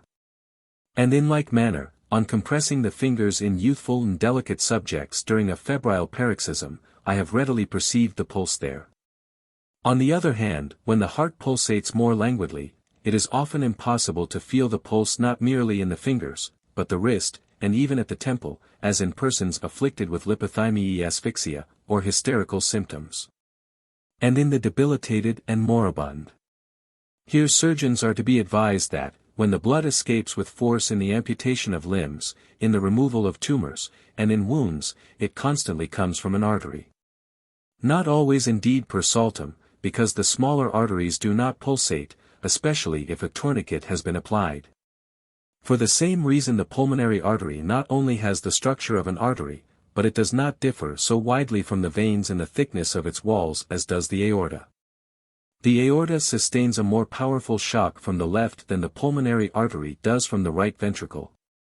And the walls of this last vessel are thinner and softer than those of the aorta in the same proportion as the walls of the right ventricle of the heart are weaker and thinner than those of the left ventricle. In like manner the lungs are softer and laxer in structure than the flesh and other constituents of the body, and in a similar way the walls of the branches of the pulmonary artery differ from those of the vessels derived from the aorta.